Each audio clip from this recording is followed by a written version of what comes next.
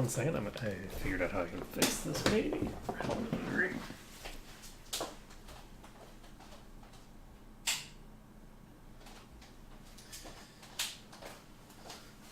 For whatever reason, my lighting keeps getting worse. It was better yesterday. It was better the day before. Anyway, let's see here. So when last we left off, we were a little frustrated how slow everything was going. Not a lot of difficulty, just a lot of slowness. And I figured out that since the last time I played, they actually added a AC bonus to all the enemies. So all the enemies have 11 more AC than they used to have. So in addition to having dramatically increased HP, they also have dramatically better armor class. What that basically means is that low-level players can't hurt anything. Like, you just can't hurt anything. You can't touch anything. Like, everything is completely invulnerable to your attacks until you basically get to closer to max level. Anyway, so what I decided to do was twofold. So the first thing that I found out was that using the, it used to be the ini file, but now it's the Lua file. What you can do is you can actually change the frame rate manually. And if you manually change the frame rate, it will actually increase the speed. So we've actually got the game running at double speed right now, which is good. Pause it a little bit.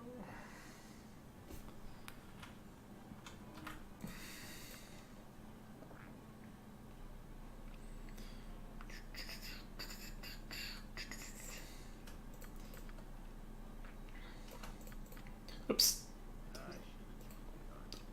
That was not what I intended to do. Purity update Paul version. They made it a little bit too easy to steal now. Mistakes were made. Alright, so it's so funny. I accidentally clicked the steal button. Okay, so this time I shouldn't be able to do that, but I need to. She needs to be in charge because she's the one with the charisma. This is bullshit. Okay, so let's try this again, shall we? So, composite longbow. This button is steel. Good to know. By the way, I did not actually get any sleep last night, so I'm gonna be a little loopy.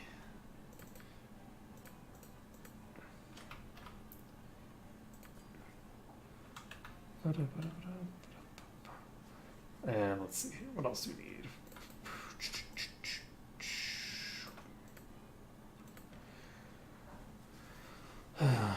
Anything else that I need from here? I do need 2 helmets. And do we need to pick up armor?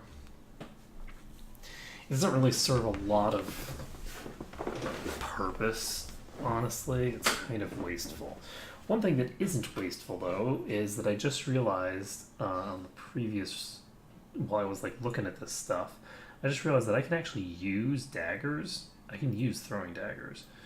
So I can use throwing daggers. I can use throwing axes. I think throwing daggers are better. So we're gonna.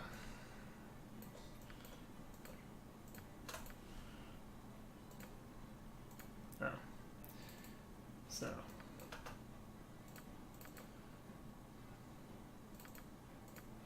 I can buy 6 of these. That would cost 42. And that would allow me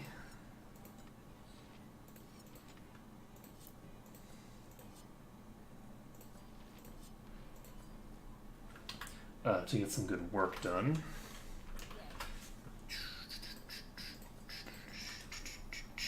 Okay, so you. I'm going to give this to her.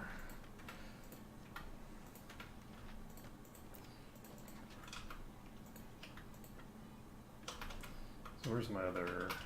Oh, I just realized that she already has it, right? Okay, she has stuff. She doesn't need it. Alright, a quick save. And do we have anything else that we need to do immediately here? Did I pick up the crossbow bolts? I did not pick up the crossbow bolts this time.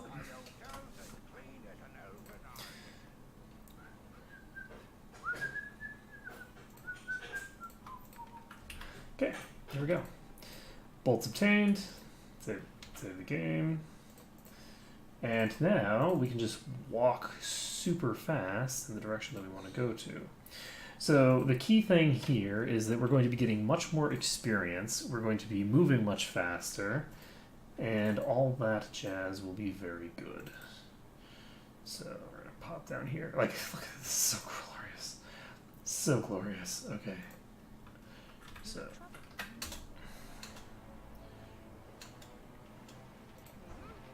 No, why are you using the original? Alright, so we need to customize her script.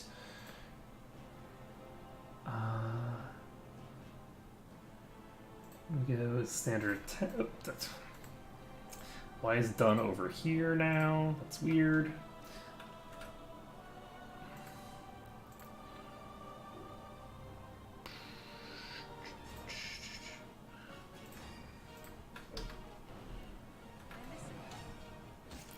And that's you.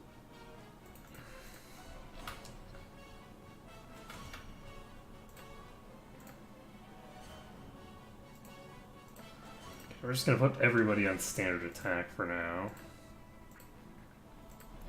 I don't like having spellcasters on different AI things because I don't want them using their abilities, because they're going to use them badly, and sometimes I'm going to put in a command that's going to override the command that they were given. And as soon as I override that command, it's going to cause problems. So we should get about 4,000 experience from this initial fight. That'll give about 1,000 EXP to everybody. We'll then get about the same amount from later stuff. So at the very beginning of the game, we're going to be getting very, very rapid EXP gains. And basically for this first... for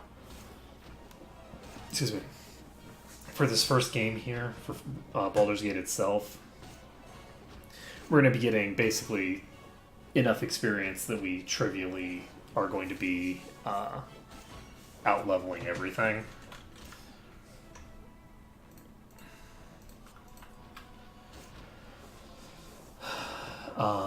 And that's good, honestly. Well, not out-leveling everything.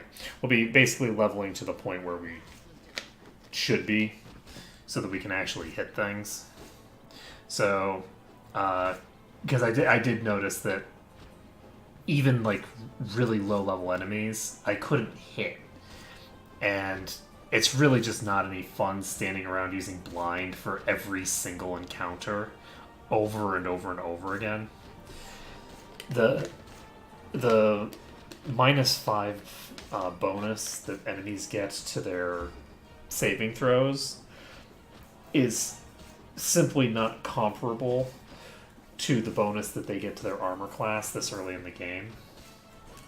Armor class is something that sort of scales with you as you get further into the game, in the sense that the armor class that enemies have is meant to scale further than saving throws do, because for the most part, saving throws don't actually accumulate any meaningful bonuses. Or sorry, the difficulty class for the saving throws don't really get that much harder as you get later into the game. Blind already has like a -4 penalty. So you're not going to be seeing massive differences in like usage there. Or efficacy there in terms of spells. Whereas obviously as you get later into the game, you'll eventually get such a ridiculous THAC0 that it's almost impossible to miss enemies. Now, that being said, on this difficulty now, because they have changed it, with this new difficulty, because the last time I played this game, they did not have the AC bonus in. The AC bonus is new. But with the AC bonus in the game now, basically everything becomes unhittable until you get further into the game. So anyway, the basic gist here is just that we're going to be... we're playing on Legacy of Ball. So...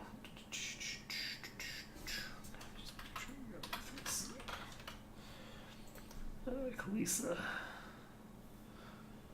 Time to level. So she's gaining 10 lore per level. Hey, Poutine. I think she'd go faster than they did in the past because simultaneously we're going to be just... everything is at double speed. So since everything's at double speed, that obviously is going to speed things up. And yeah, it's like Heart of Fury. There's obviously differences between the two, but functionally they are very similar. It's literally a repurposed version of Heart of Fury mode. So, low fuller.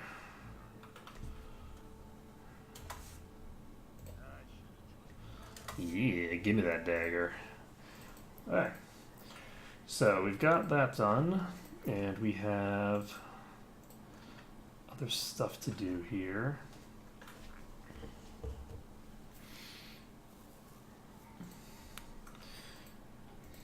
And we're going to talk to Firebead.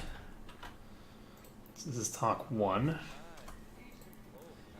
It's hard to find decent folk nowadays. Okay. Sticks remain. I've started dropping things. Good strat. Ooh, we got an identify scroll. We should just steal it. We're not going to steal it. We're the good guys, you know. Alright, so here's talk 2. 3, 4, 5.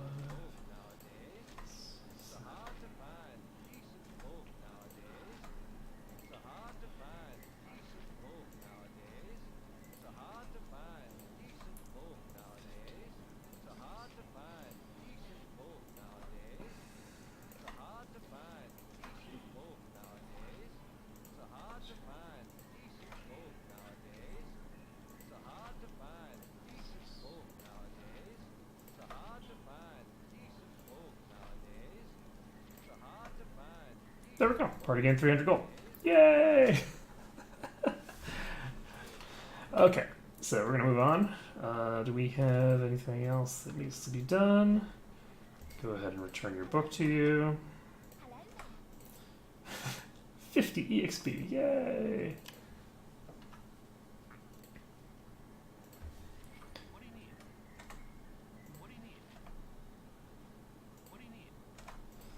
Yay! Okay. So there's another mission done. I guess I probably should have at least made the attempt to go after you. So we have sleep on our bar, which is super useful, not completely useless at all. Where'd you get? You get the idea that it was completely useless. Okay. So. You are not casting your shit. Okay, so hopefully this goes well. It's not affected by command. I don't remember how I did this last time. So 20. That was also a 20. So it might just be that I'm getting unlucky here.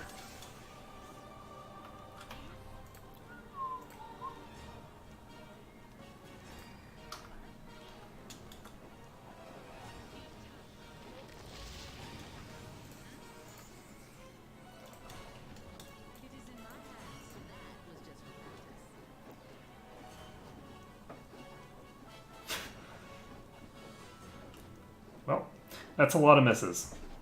So before they nerfed, or before they buffed the AC of all the enemies, so basically nerfed your accuracy throughout the entire series,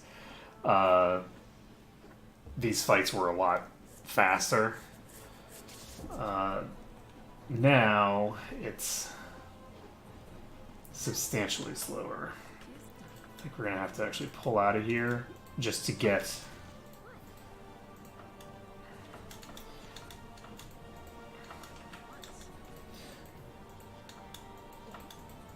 Basically want this person to go after. Are you not going to go after anybody other than this person that you're targeting? Okay, good, there we go. Oh, whoa, jeez. So this guy is really sticky.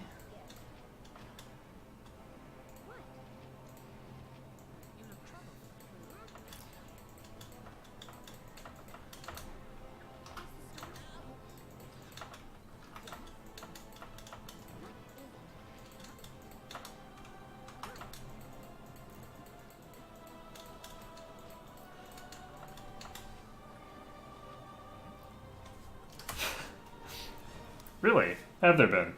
Unfortunately, we didn't actually get the EXP for that because the Watcher got the kill. And that's fine. We had to use the Watcher to help us out there, and so I guess they deserve the credit.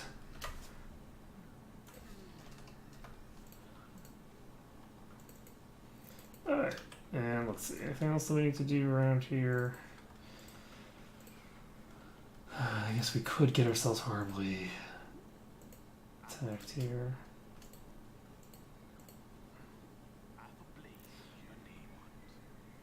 Do I know you? Boop.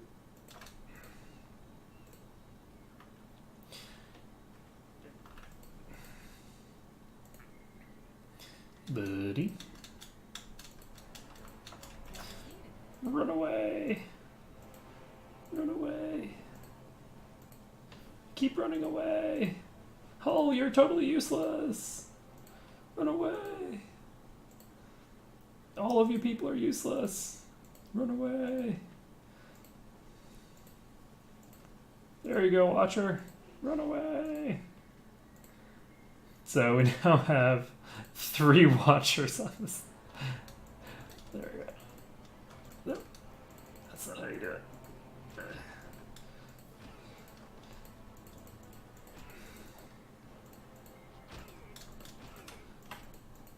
You have fun, Carbos.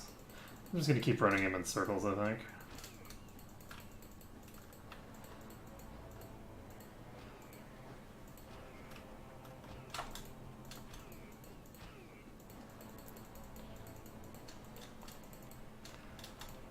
I can't actually really hit him, so I take that back. Nailed it. Alright, so we got that one down. And let's see here.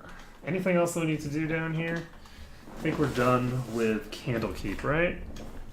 Why can't I say it this time? Oh, because somebody's trying to talk to me. And they're a million miles away. So. But yeah. Doubling the speed. Choice. It's delicious. It changes the whole game, as far as I'm concerned. And the fact that I'm actually gonna have the experience bonus in play will mean that I won't have to worry. I won't have to worry about bringing other party members in, because the issue is that having other party members and bringing on other party members causes problems if you really need to be high enough level to actually hit things, and you simply cannot get high enough level to hit things. Did I actually do the rat quest? I don't think I did. I don't think I talked to him about the rats.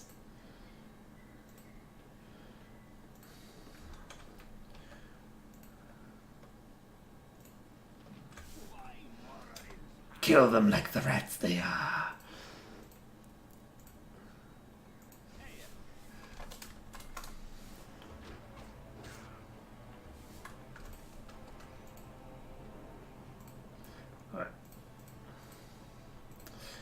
all set.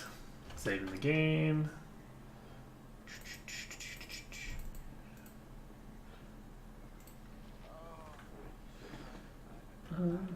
I am ready to go right now.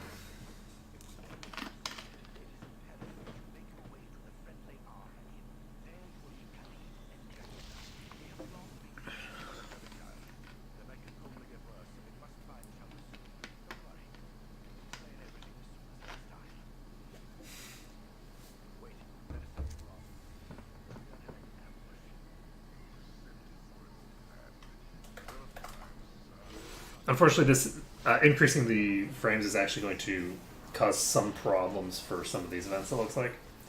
Where the sometimes the voice acting will get clipped. I hope it doesn't cause any more significant problems than that, but we'll just have to see. Right. Hell yeah, I'm the win.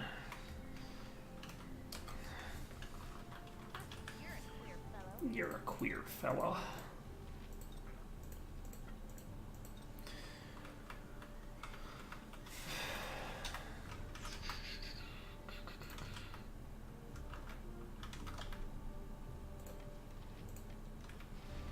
Mm-hmm.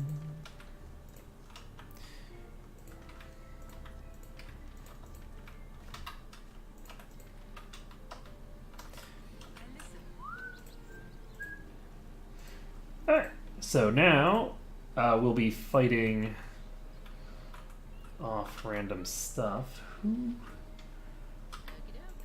I guess she can kite, since she's the only one who... I don't have very many daggers, but I can use some of them.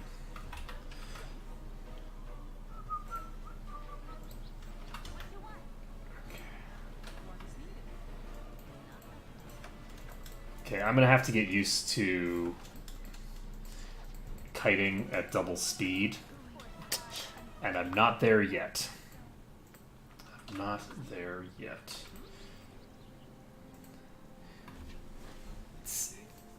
To be fair, I was doing pretty trash at kiting, even at normal speed, for some reason. Did they increase the speed of wolves, maybe?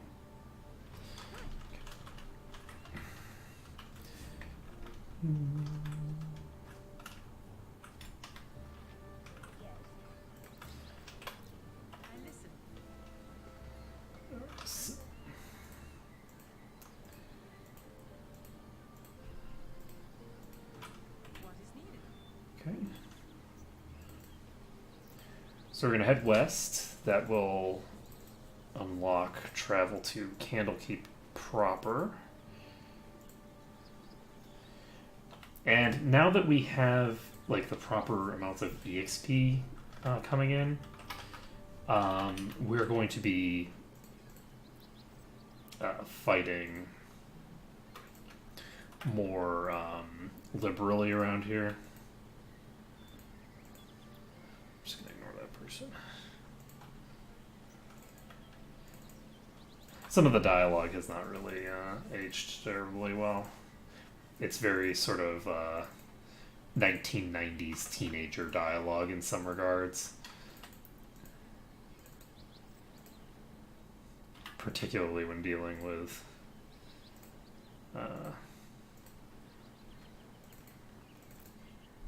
the less manly emotions. Let's see here.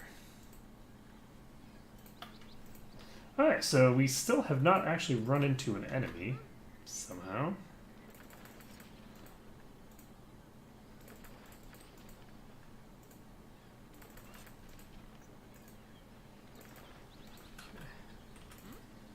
Okay. So.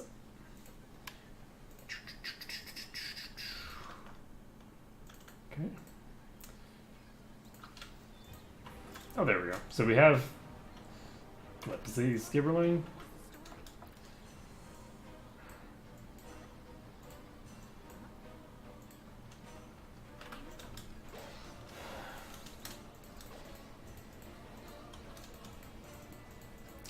Okay.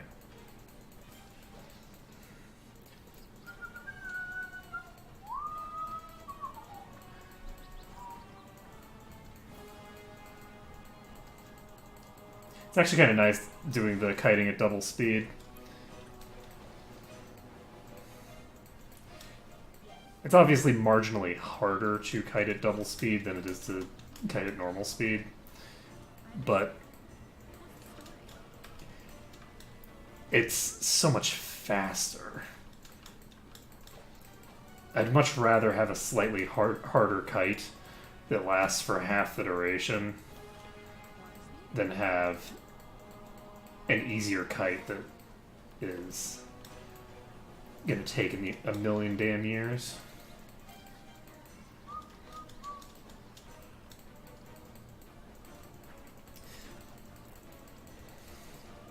I don't anticipate the kiting phase lasting that long, but it'll be a pretty considerable amount of time that we're doing kiting, because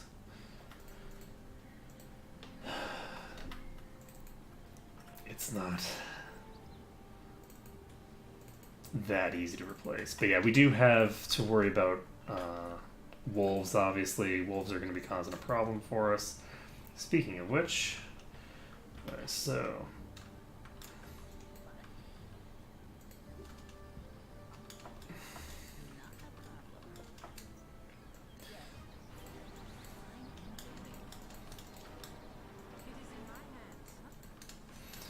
So, nope, that's not good. Okay. So, I think I'm just gonna do, whoa.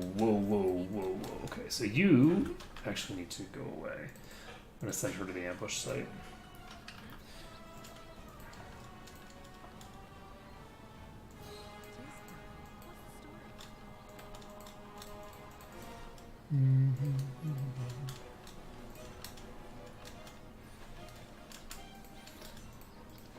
Yikes. This thing moves really fucking fast.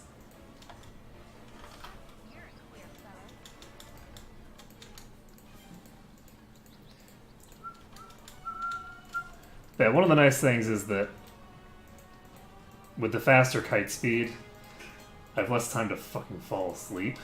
Because one of the biggest problems with the kiting is not problems with the kiting itself, but the things that's going to get you killed while you're kiting is just falling asleep. Because if you fall asleep at the wheel, then you're in deep shit. But basically, by doubling the speed, I have less reason to take the less safe kites. And if I have less reason to do an unsafe kite, then I'm going to be maintaining a safer kiting pattern, and I should be able to consistently keep it up. Obviously, if I go too long, or if I accident... Okay, that was weird. Sometimes if you click somewhere, the click won't register properly for a variety of reasons. In this case, it was almost certainly just that I clicked on a tree or something. If you click on a tree, then you're SOL. You did not actually click on anything, so you get to die in a fire. I think there's a very, very high chance that I'm actually going to die on this kite. I'm trying to kite well here, but I think there have been several points where this thing could have caught me.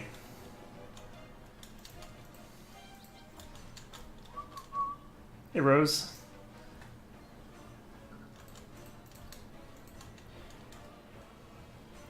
Yeah, that minus 11 AC is really painful in the first game. I can understand why they would do it for like specifically Throne of Ball to a degree, kind of, though. I'll have to get into Throne of Ball to see how I feel about that, honestly. Because it really depends. As much fun as people have with melees, melees are very weak compared to spellcasters generally, and particularly compared to wizards. So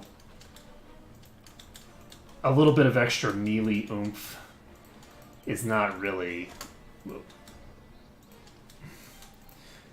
making or breaking things.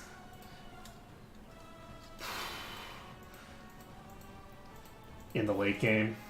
So the fact that, you know, you're basically guaranteed to hit things in the late game, I don't think is a particularly significant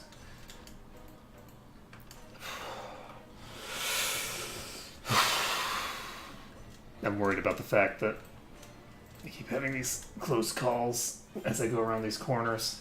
The more HP it loses, the more scared I am, because this is a really long kite. Even with the double speed, it's a really long kite. I'm so happy that I've found a way to double the speed, though. This is so much more satisfying. Doing this kite at normal speed is just no fun. Got it! Whew. Yeesh. Okay, then. Sorry, just... It's not a hard kite, right? But even with the double speed, it's still a pretty long kite. And it's just scary, because if that thing catches you for a second, you just die. So, early game kiting, man. Whew. Scary business. What spells do you don't have any spells because you're a bard, okay. So, we're going to go over here, and we've killed a wolf. We're probably going to have to kill another one. Is this the wolf? Yes, it is. Alright, so before we do anything else, let's fix this problem. We've now used about half of our supply of arrows already, I think. Jesus. Okay. We haven't used quite half our supply of arrows, but we've used a lot of arrows already. Alright, so you are going to just hide. You don't need to be here. You don't need to be here. Where are we going to put you? Do we want to circle around here? I think we might want to just have everybody go back here, except Severia, who needs to go further. And then you can wait for them to pass you so that you can get the kite going.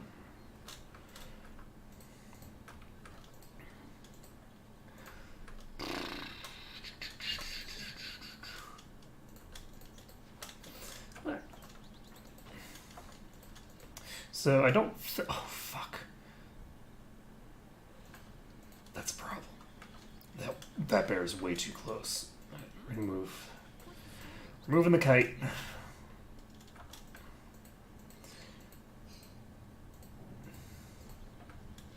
I don't like this. I now have a wall. Oh, what's that?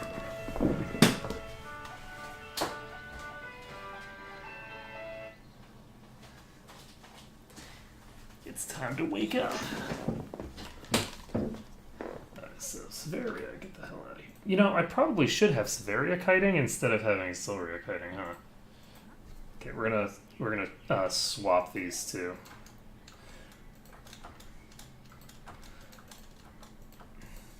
Okay, so with Severia kiting, I don't have to worry about getting one shot anymore, I don't think.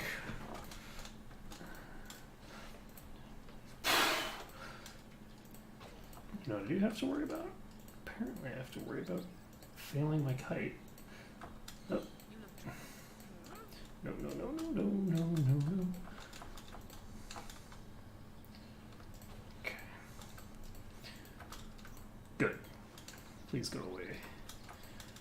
Friends. Okay. So we're going to do a wider kite this time.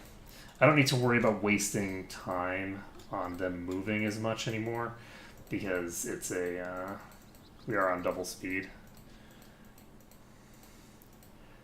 So I don't lose as much out of it.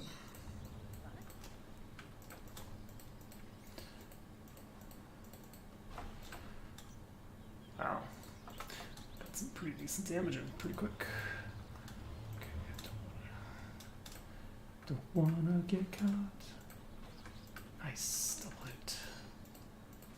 So this one's going much faster. And of course, this is going to accelerate in speed as we get more levels on people to improve their THAC0.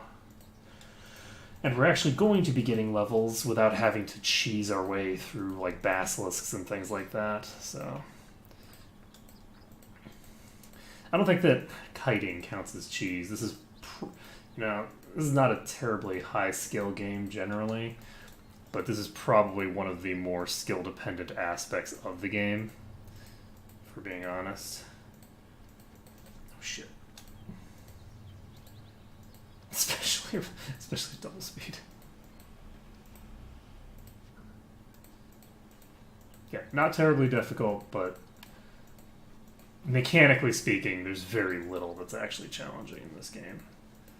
Unless you're trying to, like, animation cancel an ogre mage or something like that. Do something bizarre.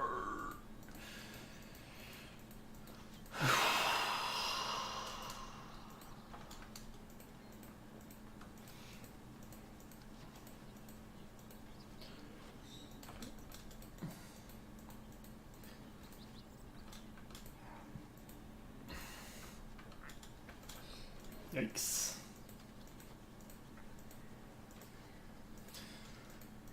Do I get Kensai bonuses with throwing weapons? Okay. Whew. Okay, so the two things that I have changed are I activated the bonus experience from Nightmare Mode. So I don't know why they call it like Nightmare Mode, considering that neither this nor Icewind Dale call it that, but for whatever reason that's how they coded the name. I think that especially with the AC difference, I don't think it makes any sense for the enemies to not be giving more experience. The developers have kind of not seemed to decide whether they want this to be a New Game Plus mode or whether they want it to be done with a fresh party.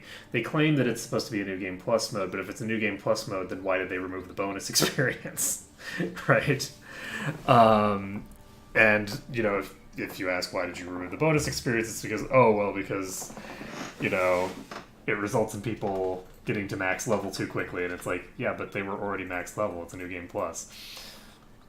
So kind of a weird sort of like catch-22 situation with that.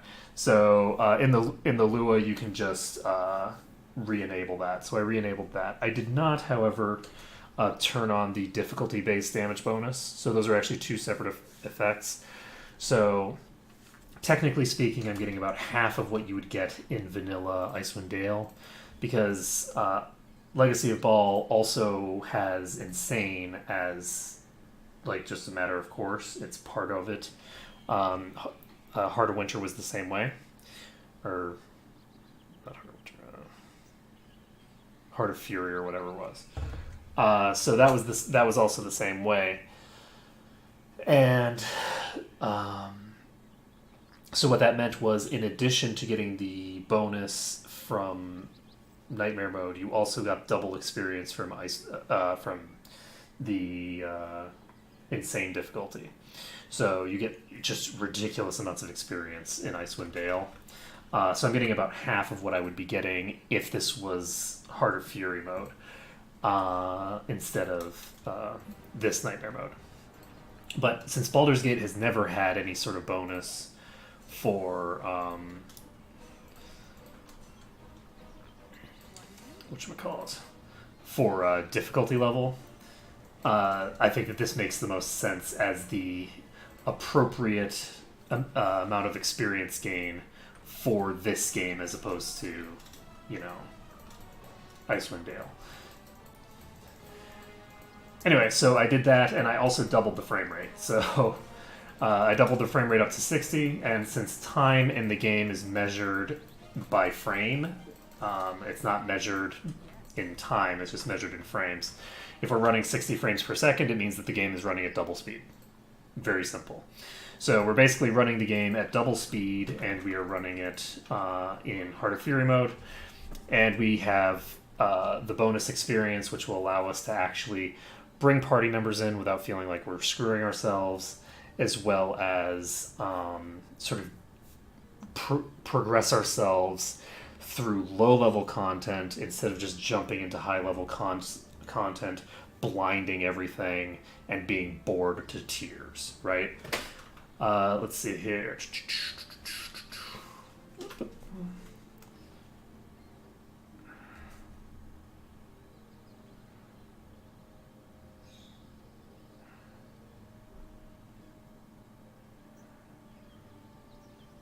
Okay. Okay. Interesting.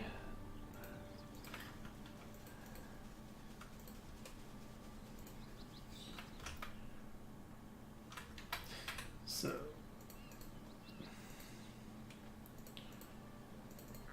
we're not going to talk to Montron and Zara yet because we don't have 2 party slots available.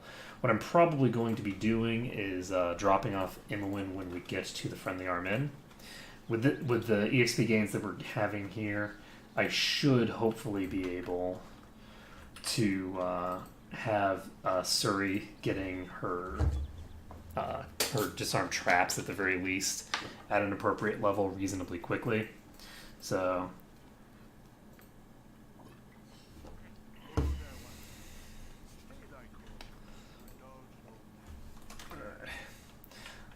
I love that voice line. I love a lot of the voice lines and things in this. We got a diseased Gibberling.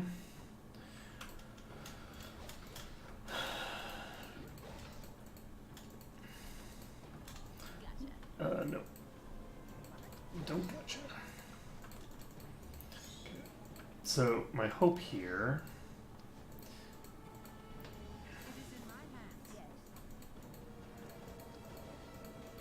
But it's interesting because I actually feel like I have better control, even though I objectively have worse control. I've doubled the speed. With double speed, I have worse control. But the controls feel much nicer when they're more responsive like this. So since the controls feel more responsive and nicer, I feel much better about it. This is a problem. You guys are way too far forward. Oh shit, the wrong characters.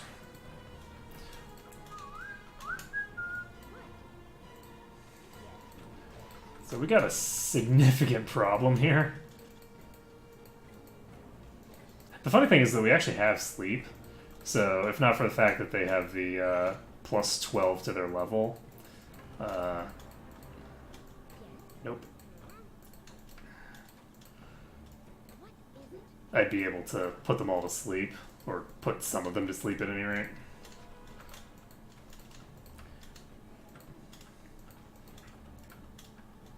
Have to pull back. Unfortunately, we also have fatigue now. And fatigue is really going to fuck me up because it's on the person who needs to be able to hit things. Oh, shit. I got too far. I got too far. Mistakes were made. Alright. That was gonna be pretty bad for me. Just generally. Given the situation there. So we've got our one Gibberling here. I'm gonna turn off the AI actually.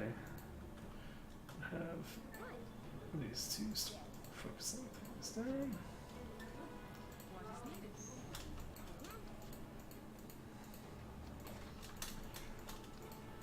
Yep, shit. Okay. Tricksy little Gibberlings. So the Gibberling is much slower than the wolves.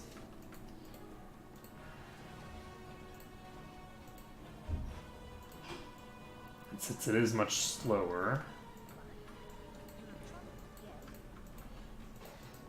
I should be able to do more finicky stuff. That was dangerous and dumb. I should not have done that.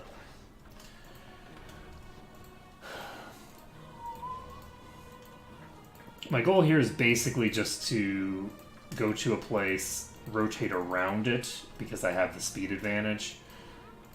And if I can keep it on one side of these trees, it shouldn't be hard to keep it on Severia instead of the other people. I don't think there's a viable path through here. So as long as I don't lose it around here somewhere, it should be fine. You need to pull back.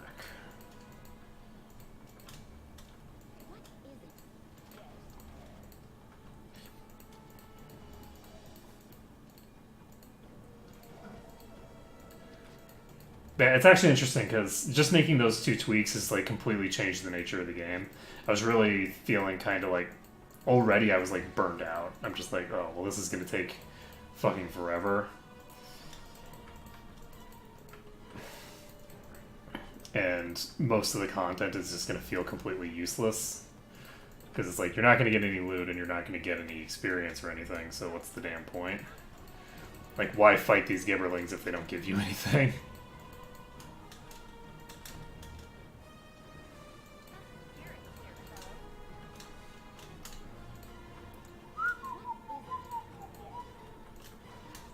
Nailed it. Hey. Are you level 3 now? Jeez. Okay, so... Police is level 3. 18 HP. Get another one of these things here. Oh, that's a ring of protection. I forgot that that was here.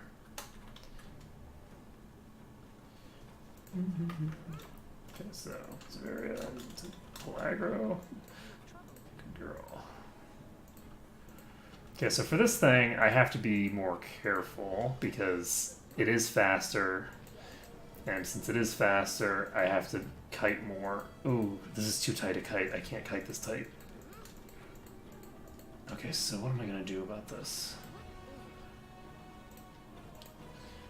I have to be really careful here. Try to... I think we're going to need to move these guys all into the center of this room. And then we're going to have to hope that I don't have more coming from elsewhere. Shit.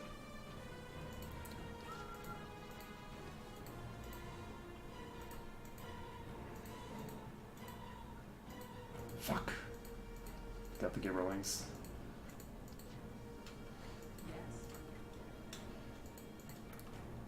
And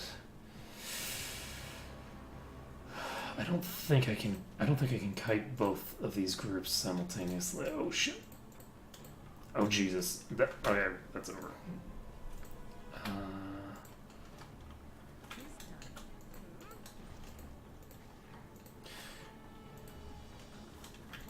Okay, we are not going to reload for this. We're instead going to travel back here. So we're just resetting, basically. So we have a lot of wolves up there, unfortunately.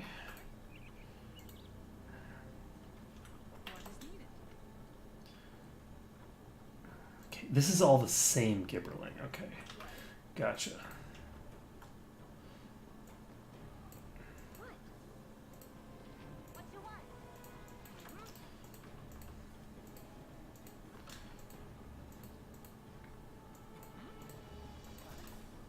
Oh. Mistakes were made. Alright, so everything should be... Oh, right. Now she's tired. Oh, she was already tired, wasn't she? I'm an idiot.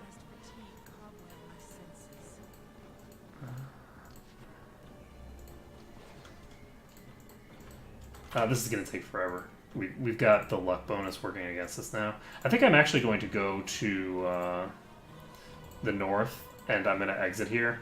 I was thinking that I might just do every area on first entry, but I don't think I'm going to. I'm going to go to the friendly arm in, because do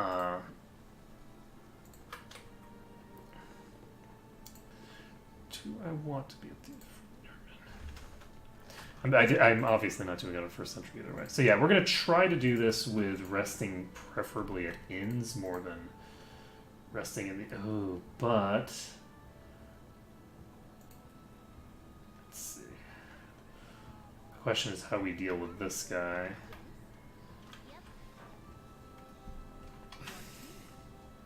And the simple answer to that is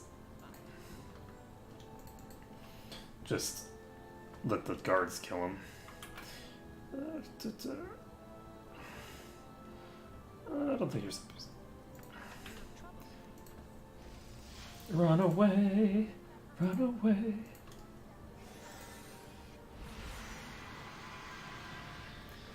And she's gonna kill herself. Okay. Do we want...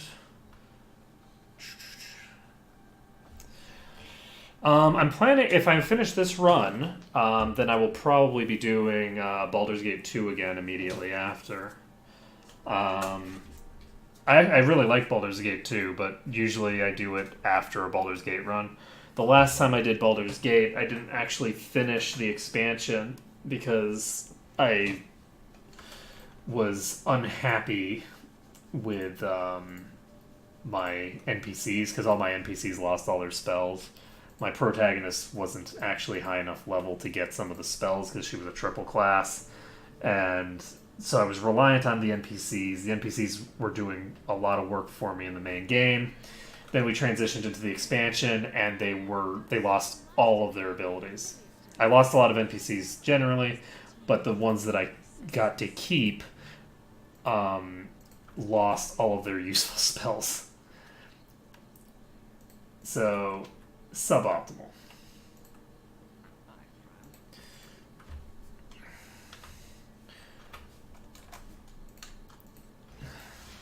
Okay, so the hope here is that we can just run away. Unfortunately, that does not appear to be... Why did the guards not... The guards lost track. The guards lost track of the enemy for some reason. There's no way that there's no way with the 11 AC bonus that we're going to be able to actually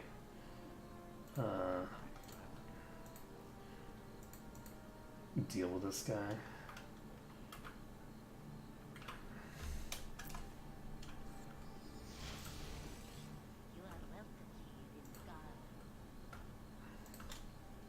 Shit, I can't move. Oh, good. That's convenient. Alright. Tarnish is attacking the guard. So, with Tarnish attacking the guard, we should be fine.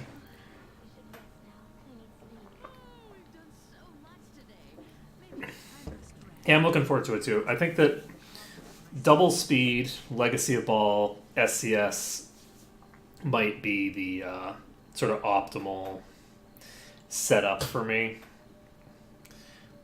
I'm pretty happy with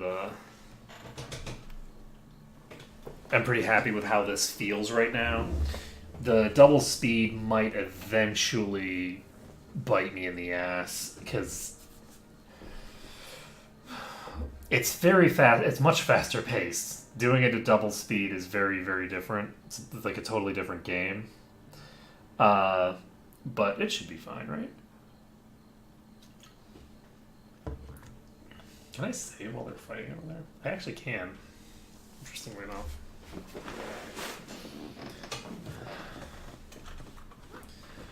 So.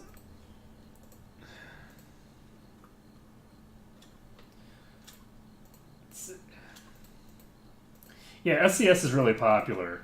When I was doing this more regularly, my viewers were very much wanting me to do SCS, and I never did because I didn't.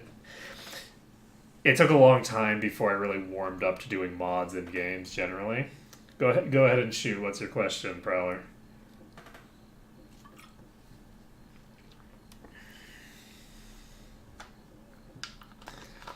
That's what I'm here for. Let's see.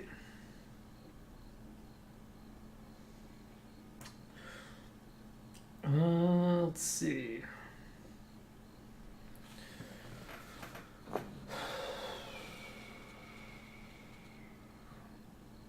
It's a good question, actually. I'm not actually sure. I mean, it obviously depends on what you're fighting specifically. I think that some of the Yetis are worth more than others, so that might have been part of it. I think that there's different types of Yetis. Like, I think there's multiple types of Yetis.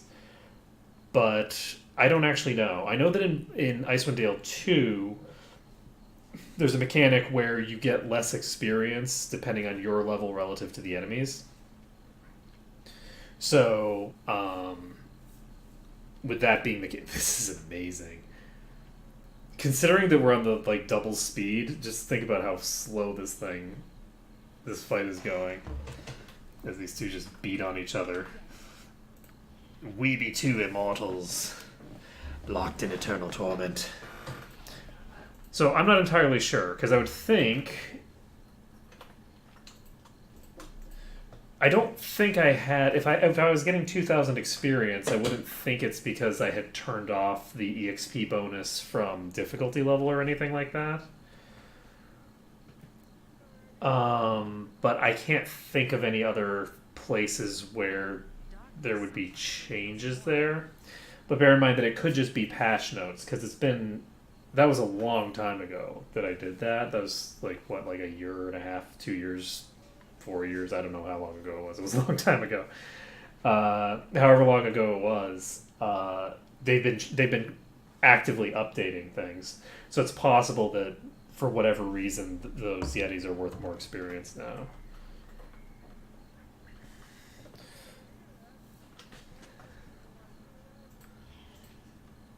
I'm not really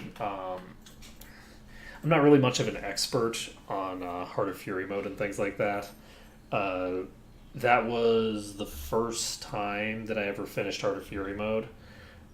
So, I mean, I'm not I'm not really an expert on it. I tend to jump into things and do the hardest difficulty on my first attempt, and then maybe I'll come back to it again at some point, but I don't really become an expert in things where I develop skills over time. Unfortunately, I did not actually rest or anything. So while it's tempting to try and fight this guy, the problem is I think did he already use horror? The next spell that he's going to cast is either going to be horror, or it's going to be magic missiles. I guess actually what I could do, if I wanted to be a little bit mean, this might actually work.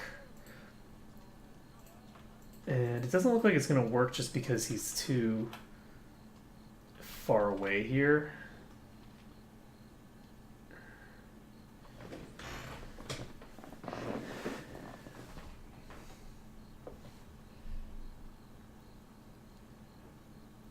Oh, that really sucks.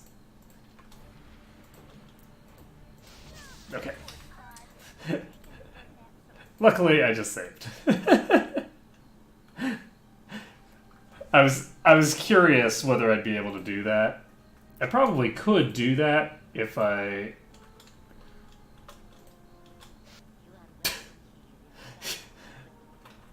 Hey. So the question is, if I go outside, will I then have a bunch of magic missiles that just appear and obliterate me?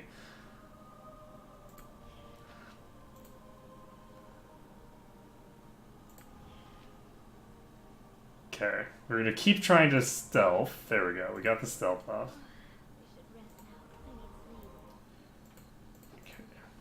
so...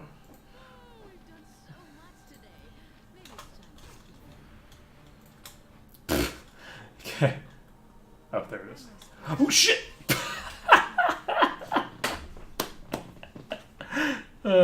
Life is sad. Okay, yeah, I think we're gonna have to just let the guard do his job. You know, it should have occurred to me that that was gonna happen.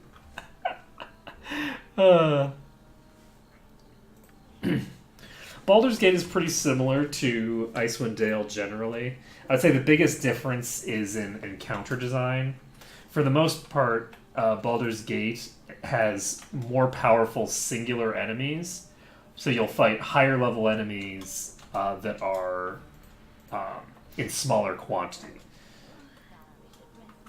Okay, I think that the problem that I had there was that the dude wasn't allowed to finish his cast. Fuck. It's a pretty thin razor's edge that I have to walk here. Okay, I'm a little closer now. Nope. It's a razor's edge with this speed doubled. It'd be kind of cool if I was able to do this. And obviously I could just, you know...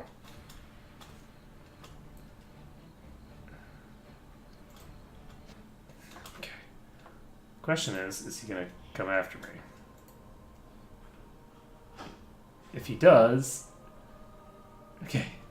Tarnish missed. That means the Tarnish is no longer chasing me. Oh, man.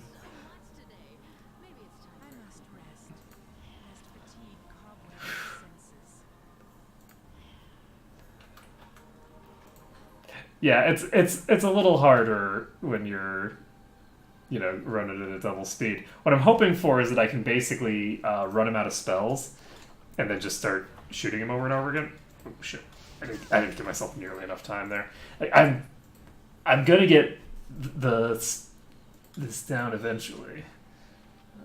I think I need to go here actually. Oh shit! I came. That was way faster than I anticipated. Holy shit.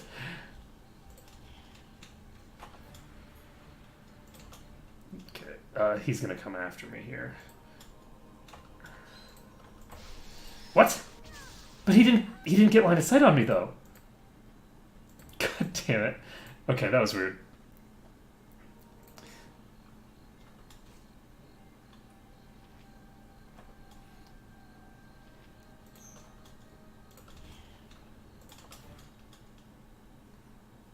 Alright, so it looks like if I just take a pot shot and then immediately dive. Nope, bye. Sorry, I'm easily amused. Oh man. All we have to do is wait for this guy to die.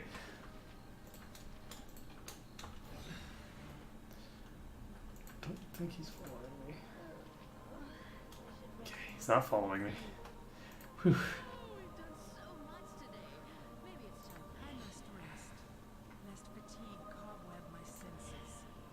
Look, we both know that fatigue has cobwebbed all of our senses all the way. It's actually kind of funny having my whole party be fatigued, considering that I have not slept in like 30 hours.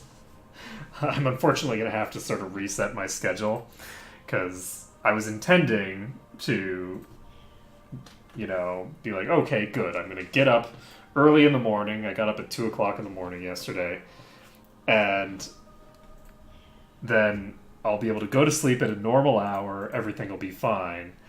But then, somewhere around 4 o'clock, I hit my window of opportunity to go to sleep, which didn't turn out so great, because I didn't go to sleep immediately then, and now the window's over. Oh, Tarnish died. Well, too bad.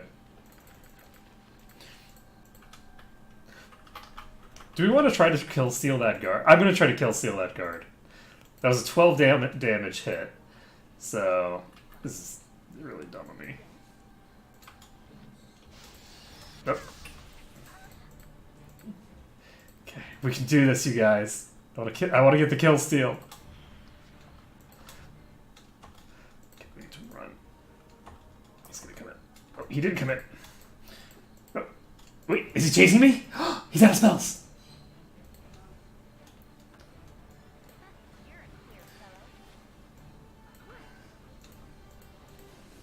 Alright, so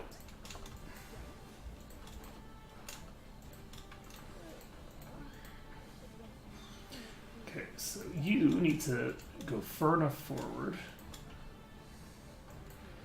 Okay, right, let's attack, I guess. Okay, was not expecting that. Okay.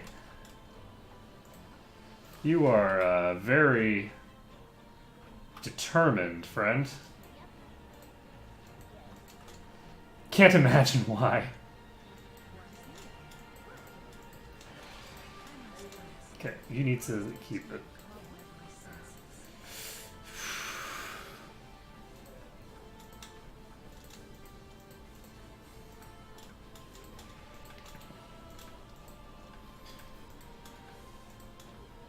Can I go?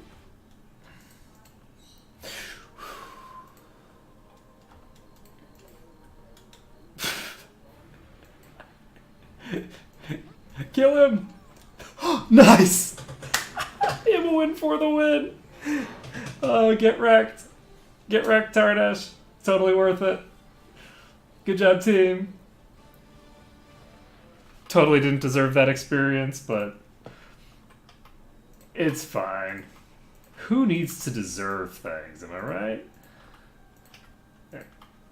So, oh, there's a bounty on my head, imagine that. Oh, Ring of Princess +1. Okay, so we can give this Drusillery, I guess.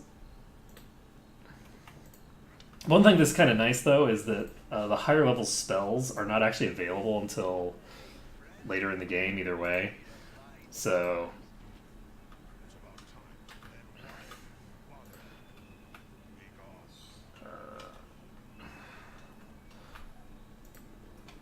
oh, let's see here. What was it saying?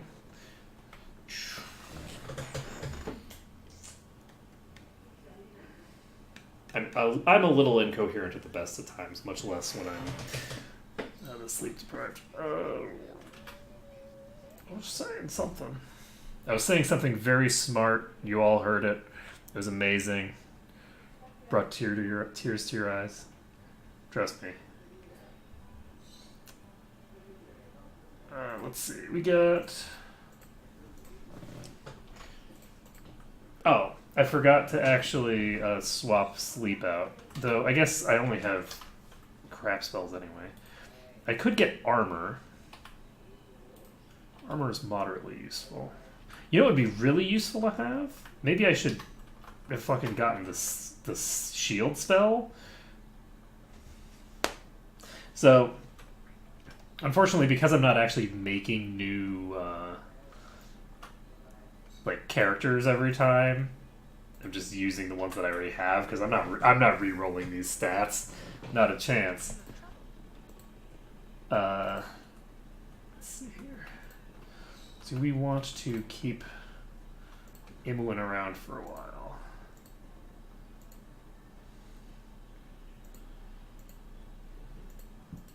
I'm not going to talk to Unshi, actually. So I'm not really intending to.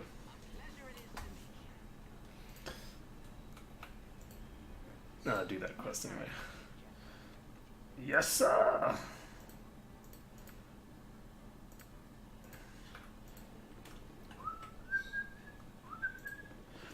Golden Pantaloons, yeah. Alright, so we need to get the shield spell so that we can block all of these magic missile casts. Magic missiles is a lot easier to deal with if you can just negate it, right? And we have multiple characters who could conceivably do that. So do you want magic missile? It's kind of pointless right now. We're gonna just get shield. Not shield, we're gonna get armor. And it's not great, but who cares? It doesn't need to be great.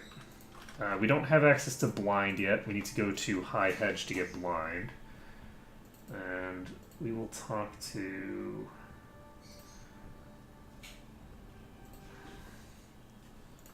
You are not who I'm looking for. For some reason I thought she was in this house.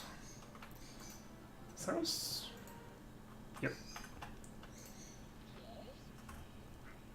Certainly, speak your mind. Such manners!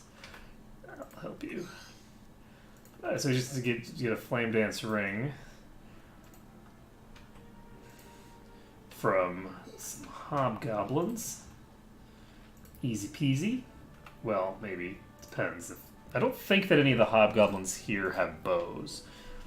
Any enemy that has a bow is not an enemy I'm going to be killing anytime soon.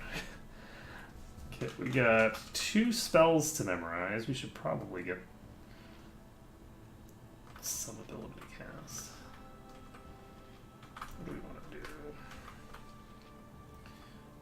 I guess we should just... I don't think I want to do that.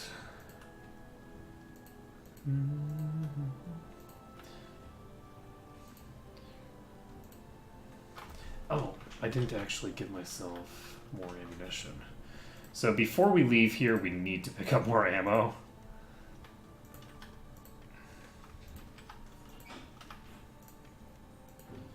Okay. Almost completely out.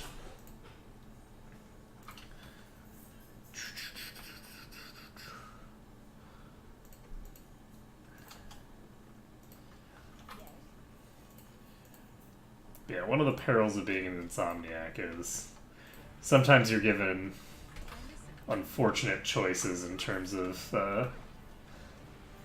what you're going to do. It was actually very common for me back when I was working retail to just not sleep for like 50 hours because I had a whatchamacallit. I would have a shift, and then I would have a shift. And when you have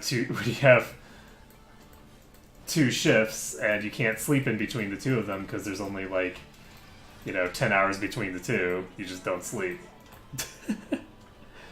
Yeah, 50 hours was my limit, and that was actually a social engagement. That wasn't due to work. That was just I hadn't seen a friend in a really long time, and I'm like, I'm working too much. I'm gonna actually spend some time with people I give a shit about. And then, yeah. And, actually, it was 2 social engagements back to back. That was what it did it. So I basically had work, and then I had a social engagement with one of my friends, and then when everyone there fell asleep, I couldn't sleep. And then I went and visited another friend, and I was driving this whole time, and it didn't occur to me at the time because I was a stupid teenager. But as an adult me realizes that was really freaking stupid, because that was a lot of time with no sleep. And I absolutely was not safe on those roads. No way in hell would I be safe. This was probably in winter in Minnesota, too. At the very least, it was in Minnesota.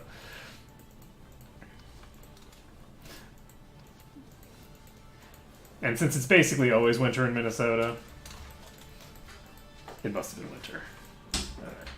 So, life is sad. I am not hitting these things. Having to fight 2 of them makes it much worse. Because it's much easier to have at least one of them getting too close to my archers. But we got this one below 75%. These also have, of course, being hobgoblins, they have hobgoblin AI. And hobgoblin AI will periodically swap, when it gets hit, it'll periodically swap to the target that hit it, as opposed to someone nearby.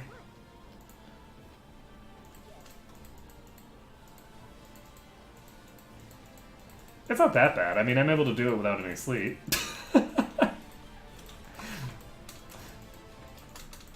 it really depends on, you know, how much time you've spent running in circles in Baldur's Gate, probably. The hardest part is just... I honestly do feel like, to a degree, it's easier to kite on with higher speed, because while it doesn't make any coherent sense for it to be, it's just one of those things where, because of the fact that your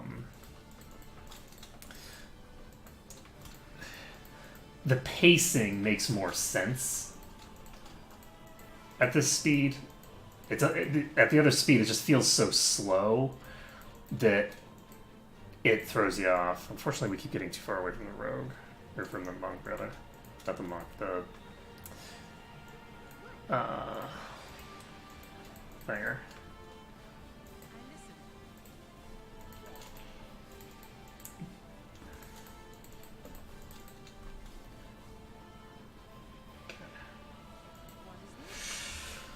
It would be nice to have... It would be nice to have this structure. Oh, you know what I could do? I could probably drag these to the guards. Now that I think about it. Oh, shit! I can't... I thought that was road. That's like a cliff. Okay, well, I almost killed myself there. Hey guards, how's it going?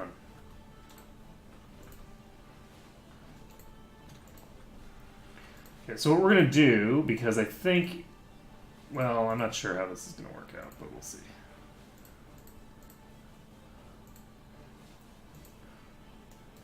I think I can probably ditch one of these. Alright, so I think we've ditched one of them. Oh yeah, yeah. Having a high level monk is really useful for that. Just, I like making a character just completely impervious to the AoEs, and then just blowing up the world around him. Shit. I should have pulled this back further, and now I have to deal with the assholes together. Okay, we cannot do this way. We need to pull you to... We have a little bit more room to kite up here, but not a lot. So... Oh, shit. 6 from 8. Ooh, we do not have any room to kite here, friends. There's more hobgoblins to our north. I guess it's okay, though, because they aren't ranged. Okay, there we go. So this is a problem. We're going to need to run past you. And do we have space to do what we want to do here? I don't actually know if we do. Okay. I think we should have space. Nope, not if that happens. Oh, that was close. Okay. So, if the RNG hadn't been in our favor there, we would have gotten hit. But the RNG was in our favor. Okay, so we're going to just pull these back to the guards.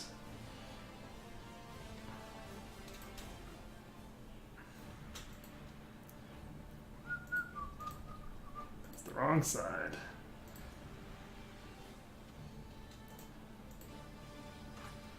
So. Yeah, that was really close.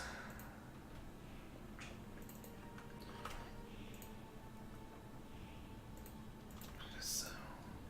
Are you big one or are you small one? That's full HP. Boo.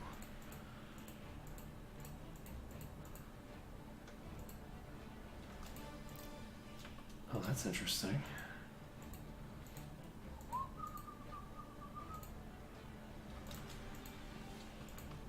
These guys have a very short aggro radius, it looks like.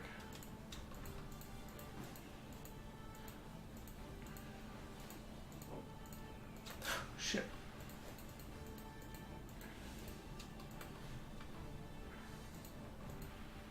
Okay, what I'm going to try to do... Can I lose you here? I don't think I can, actually, no. Not here. I might be able to lose this one here. Yeah, I'm moving faster than either of these guys, so I should be able to keep ahead of. Yeah, this is the one with low HP, so as long as they're not both on me here, we should be able to easily burn one. Nope. Shit. How on earth have I not gotten hit yet? I feel like I'm playing really sloppy, but...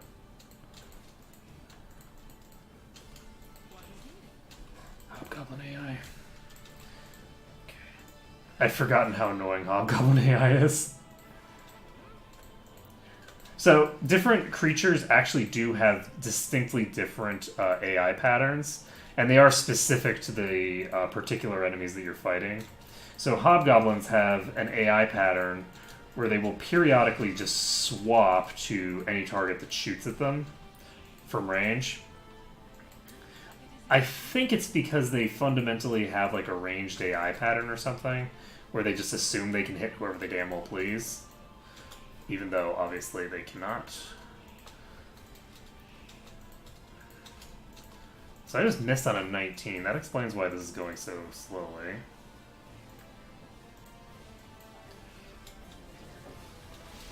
You are unconscious.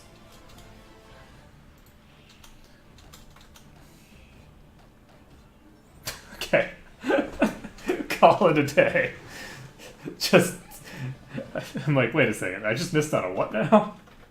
Let's fix this. This can be fixed. So we're going to do that. We get an extra priest spell. What do we want to put? I don't think that we actually need that much of that. We're going to go ahead and get another command. And I think I'm actually just going to stock up on exclusively command for now. If I have exclusively commands, I can hit pretty hard. Pretty fast. I did not move.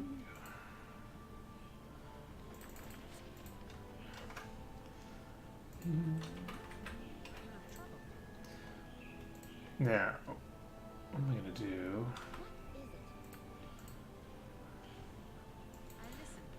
Now what I'd like here...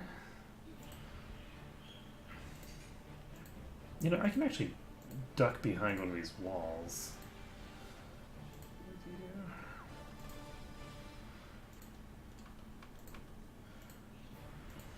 And maybe the guards in here will be slightly more useful.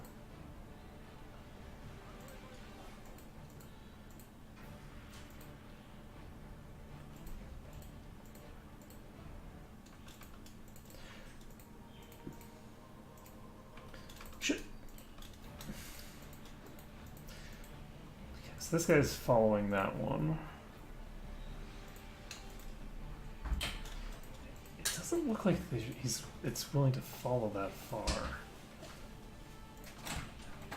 So it's gonna be a little hard to get them to do what I want. What I'm looking for here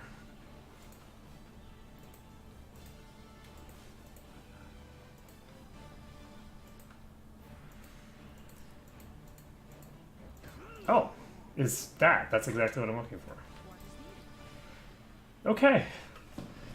So the Hobgoblin finally swapped targets to someone other than me, because it got an attack off, which triggered the Hobgoblin AI to, you know, go for it. What am I going to do now?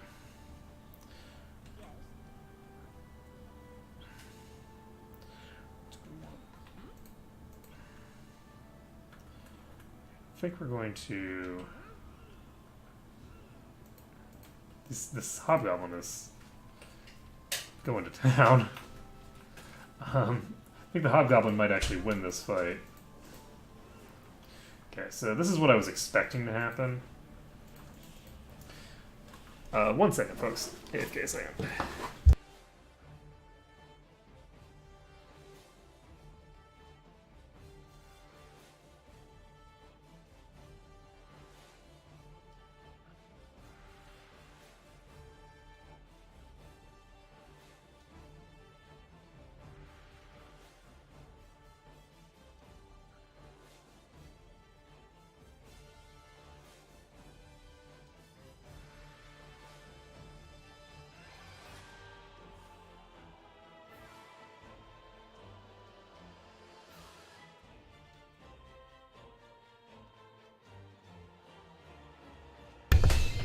And I return. So let's see here. We've got...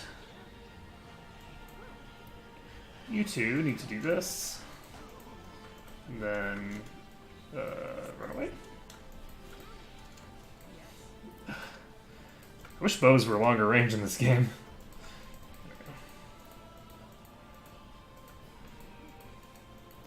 Oh shit. Fuck that up. Fuck that up badly. Let's see. Oh, you know what I can do? I can walk them up here, and I think from up here I should probably be able to shoot down. Can I shoot down at you? Yes, I can.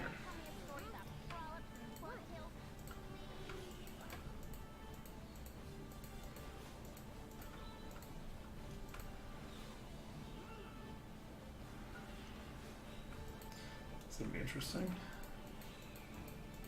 Nope.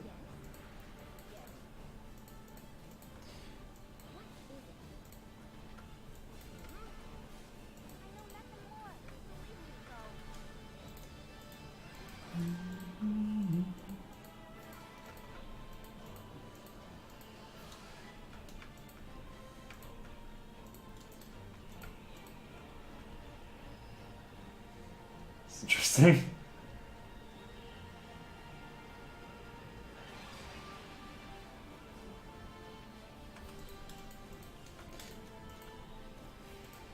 Yeah, we got a really nice set of hits there.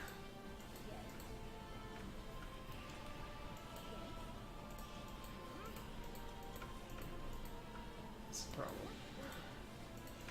I'm pulling too far away.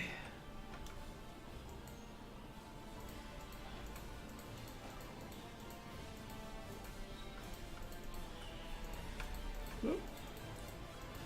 Oh, that's alright. You don't need to come this way. Everything's fine.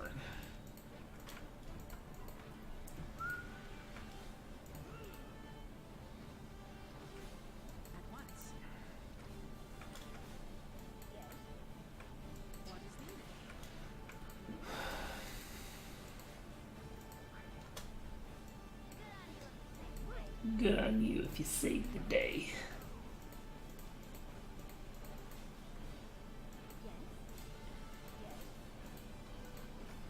Oh shit. That's not good. Nope. There we go. Well, we got it turned around at least. Thanks for me. Yeah.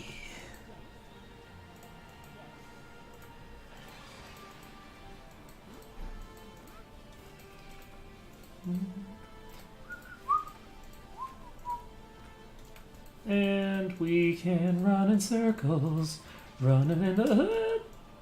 This is why you need to pay attention to what you're doing.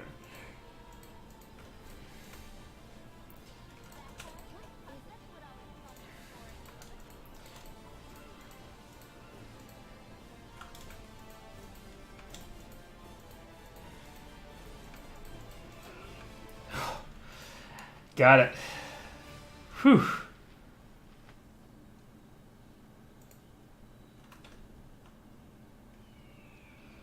Are you gonna let me loot this thing? Because I kind of need you to move. Okay, so I guess we're gonna need to find another enemy to pull this thing off. This guy. We need to pull this guy off of the body. I think that might be the one that had the has the flame dance ring.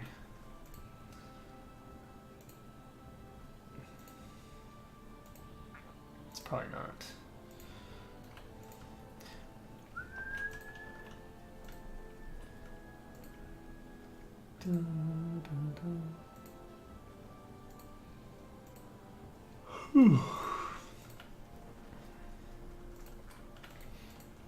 Yeah, we should be able to make pretty solid progress here. Let's take a look actually at our arrow situation. We're starting to run a bit low on arrows. So this is the one that has the flame dance ring.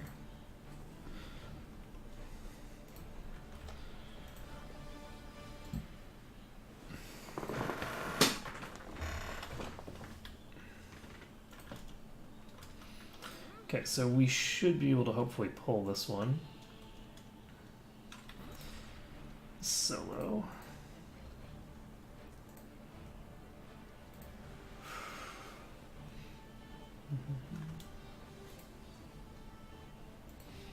Yeah, hobgoblins are a nuisance.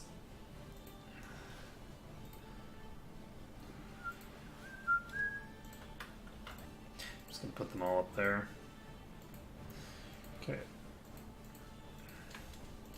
I'm gonna loot this one before they can cause problems for me again. And we can go. Can I customize you?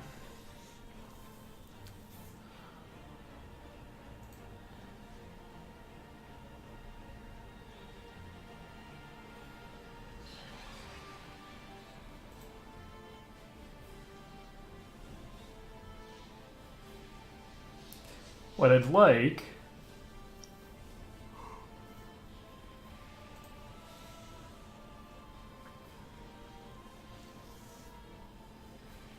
like is an AI behavior that does not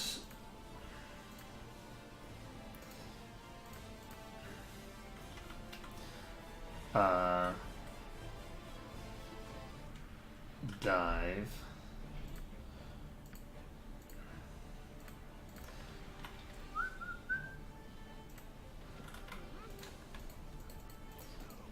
So basically, I want them to not do what they're doing right now. I want them to stay exactly where they are. There's actually, in, God, I'm trying to remember what that game was called. Warlord's Battle Cry.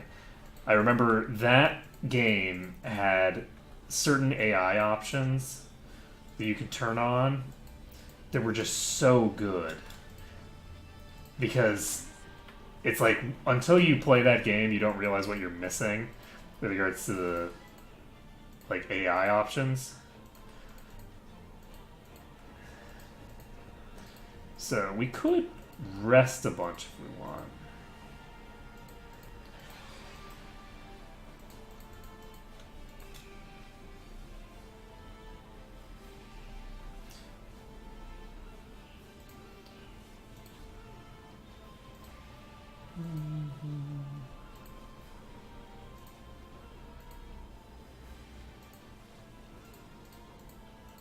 Oh, I'm pretty happy with this guy just chilling here. Oh, 1 second.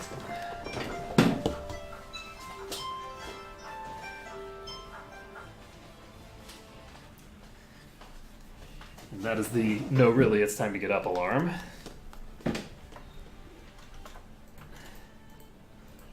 Because you gotta have both the alarm and then the no, really, get your ass out of bed and start streaming alarm. You gotta have them both. What I'd love is for this guy to get trapped by the thingers, but I don't think that's gonna happen.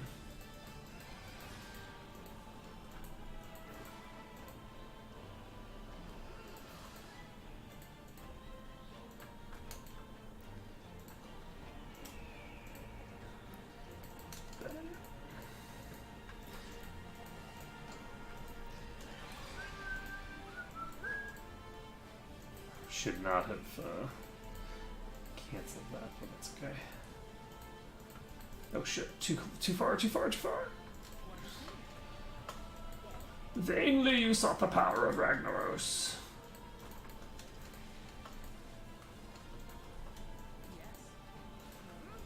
I don't know why that, like, line just gets stuck in my head.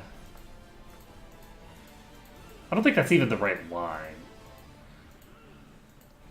It's something adjacent to that. You know, same kind of line, but not quite that, probably.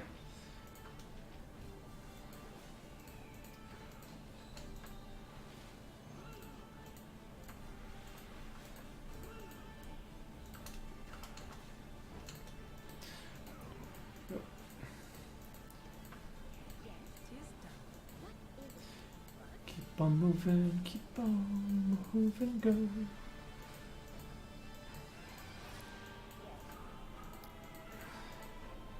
Oh boy.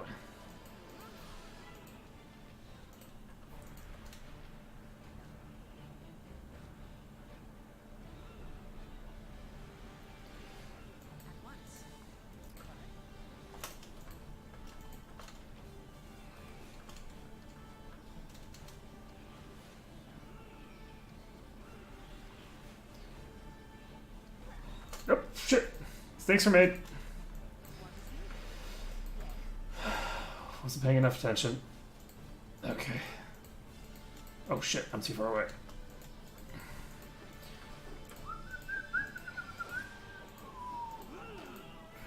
Nailed it. Okay.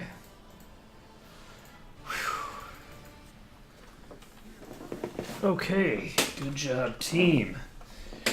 So, we killed 1/3 of the hobgoblins that are on that side there. What do I want to do here?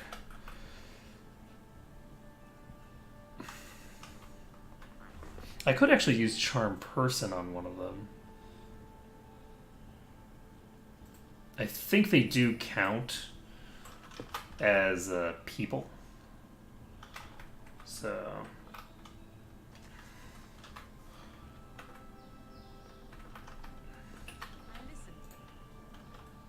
Alright, so what we're going to do is we are actually going to pop in here and we're going to take another nap. That excuse me. That should help us considerably. And alright,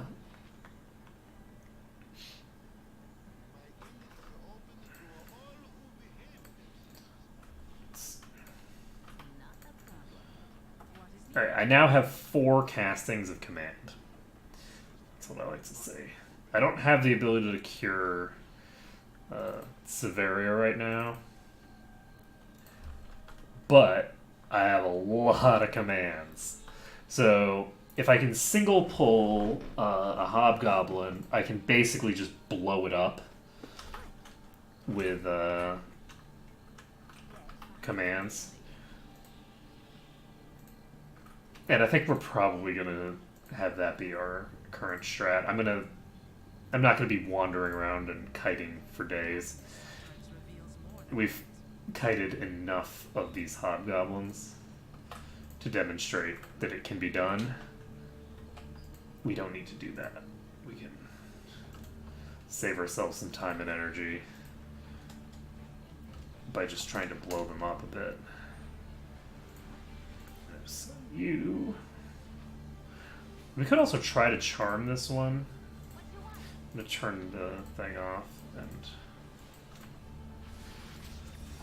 We got it.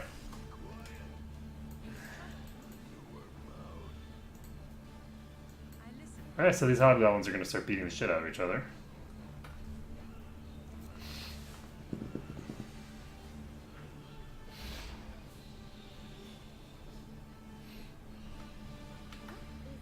Apparently they're going to stop beating the shit out of each other.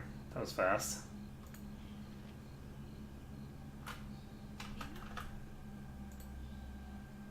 Five rounds. Okay. Not very long. Not very long at all. But, hey.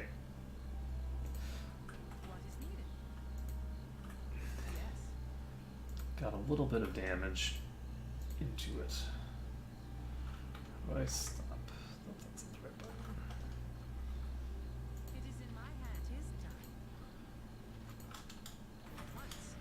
Alright. So, turn this back on. And we're going to cast this.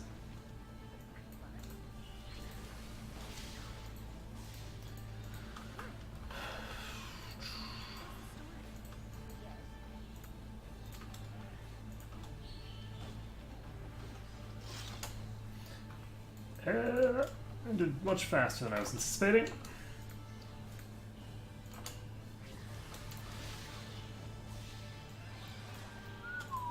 I think I'm gonna have her just chill here.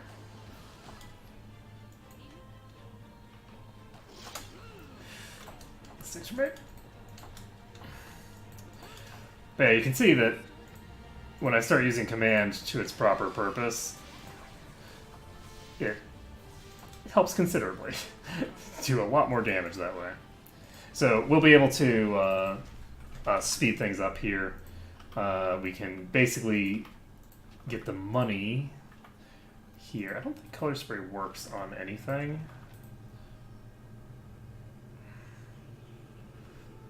Yeah, so this doesn't actually help me at all because nothing is below 4th level on Legacy of Ball mode. So, can I rest here? Oh, I can. I can just rest outside here. So we're gonna just fight our way through these. We're gonna do the standard adventurer's workday of 5 minutes.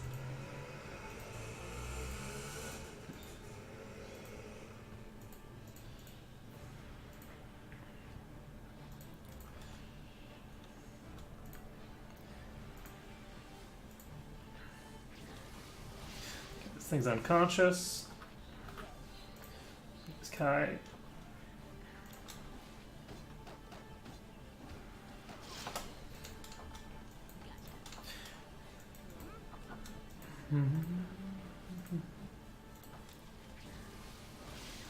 It's unconscious again.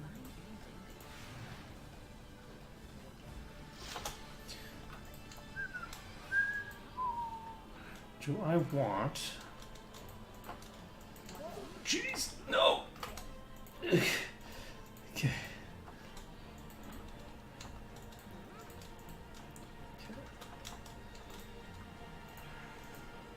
There we go.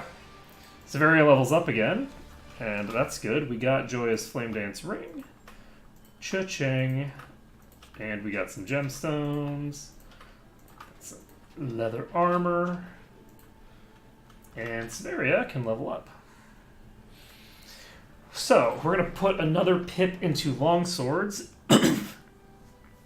So this level we're going to get, what is it? Yeah, we're going to get a +3 to hit total from this. Actually, is it +4? I guess it's +4 to hit, now that I think about it. So what is her Thaco now? 11.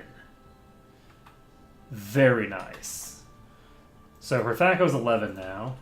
That's going to be very, very helpful. Do we have 2 of these? Yes, we have 2.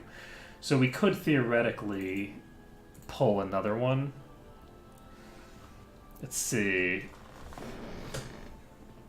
Let's see. One of my favorite ones, I actually really like Pillars of Eternity.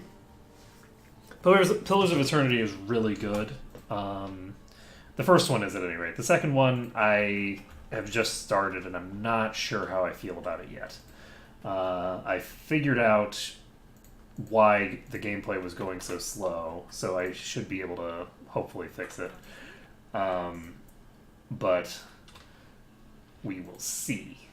But the original Pillars of Eternity is really good. It has a very interesting story, and I really love the combat system. The combat system has a lot of depth.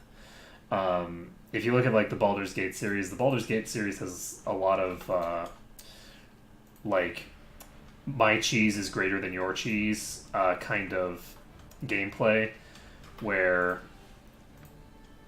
ultimately you're using a lot of saber dies and having a lot of saber dies used against you. Like that's like core to the gameplay. And there are some, you know, saber dies in Pillars, but I just feel like overall it's a bit more it has a bit more strategic depth, I think, which is nice. And you can make some really cool characters. I think there's a lot of nice thematic elements to the game. So yeah, Pillars of Eternity, very good game. I would definitely recommend it. Let's see. I liked Neverwinter Nights. I really like the mechanics of Neverwinter Nights 2, but the actual campaign for Neverwinter Nights 2 is atrociously bad. It's horrifying how bad it is. there's no real excuse for the writing to be as bad as it is in a game that's, you know, an RPG, and thus ostensibly the writing should have been a priority. So, oh, I didn't realize that you leveled up too. So between the two of them, they can handle both locks and traps. And we can rest here so that we get the ability to cast command again. I'm going to cast a couple commands to knock you over. Okay.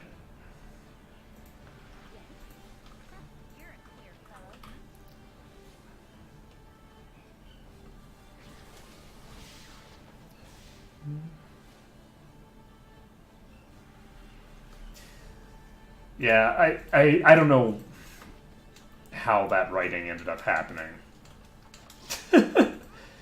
And obviously, if you're doing like multiplayer and stuff like that, the writing for the main campaign doesn't matter. But it matters for me because I'm antisocial. I actually tried to stream it once. I remember I tried to stream that a while back, and I actually I rage quit in like the first 20 minutes or something like that of the game starting, because I was just like, these characters aren't even having the same conversation. This is two completely different scripts, right? And there was so much of that, and it was in so many different like conversations where it's like the characters would be just talking past each other. Like they would be in like similar timelines, but it's almost like it was, you know, universe, you know, 168 so and so is talking to universe 172 so and so. They're not quite having the same conversation. They clearly are working off of different scripts, and like for whatever reason they got the lines recorded before they had finalized the script or something. And so you end up with this massive shit show. And I don't think it was a problem with the people who were delivering the lines, right? The people delivering the lines clearly did not have anything to work with because they were, again, having conversations that were just totally separate from each other.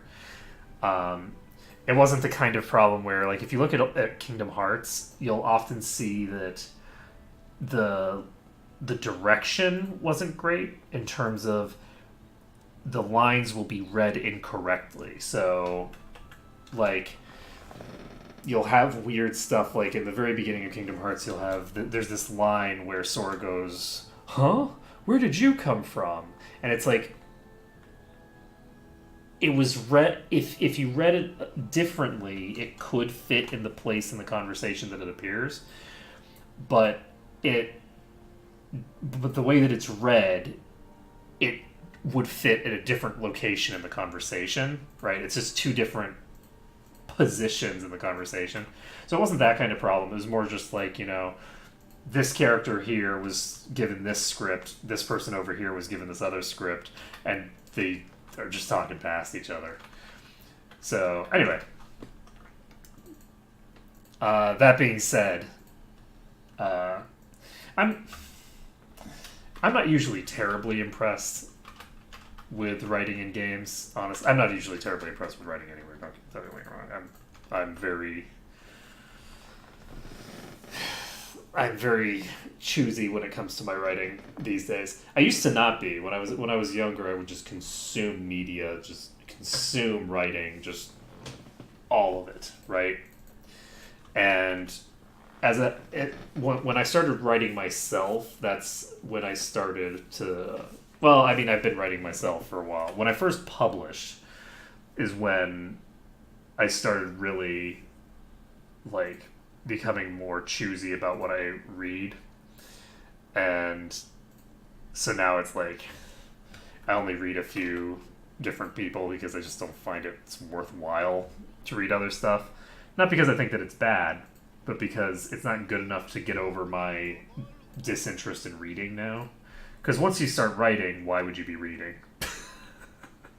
Like, and I know that that's not the way that normal writers behave and the way that normal writers think. Writers usually read a lot, but for me, once I started writing seriously, it's like, why would I want to be in the worlds that other people have created? The worlds that other people have created are dumb. I want to be in the world that I created because I like it. It's designed specifically for me. So, anyway, I'm just rambling because I'm tired. Let's see here. I'll probably be going to bed reasonably early today. I probably won't make it for the full normal duration of a stream, but we'll see how far we get. My goal is not to prolong it. I would like to get to bed earlier rather than later, if possible, because it's potentially going to be less disruptive, because then I can get up at 11 o'clock and try again to get to sleep at a normal hour. Whereas if I go to sleep at 11 o'clock, then I'm not going to be getting to bed at a normal hour. For those who don't know, I'm in Singapore, so it's currently 7:18 a.m. right now.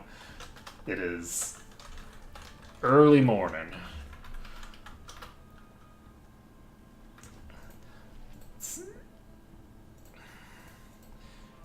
So we are actually going to give her a thing. Yeah, I've lived here for the last 10 years. My wife's Singaporean, so actually, I guess 11 years. My wife's Singaporean, and she's a teacher, so as an American, it's like, yeah, I wonder where we should be living with my teacher wife. The place where teachers are paid the best salary of any teachers in the world, or Florida. No real contest there. So we might move back west at some point, but I'm probably not going to be moving to America again. You can't. It's hard to go from being in such a safe place to the relative dangers of basically not Singapore. Once you've lived in Singapore. It's a hard sell.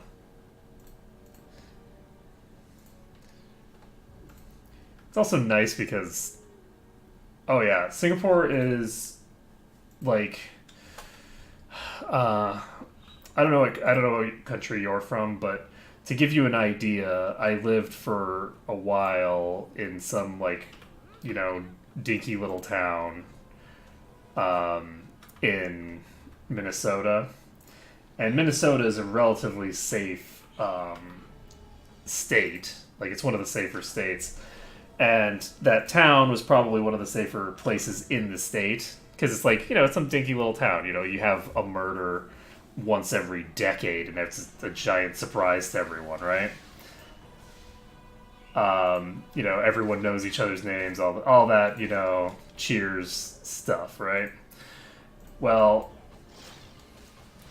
while they had, obviously fewer total murders in any given period. Oh, shit. Oh, shit. That is a lot of wolves. Hi, friends. This is going to escalate and go very badly for me. You are not prepared. Oh, boy. That's bad. That's not a person. You guys need to pull back.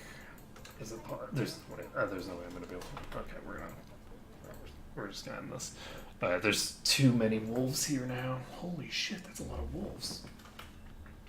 So I was hoping to be able to clear all of these right now.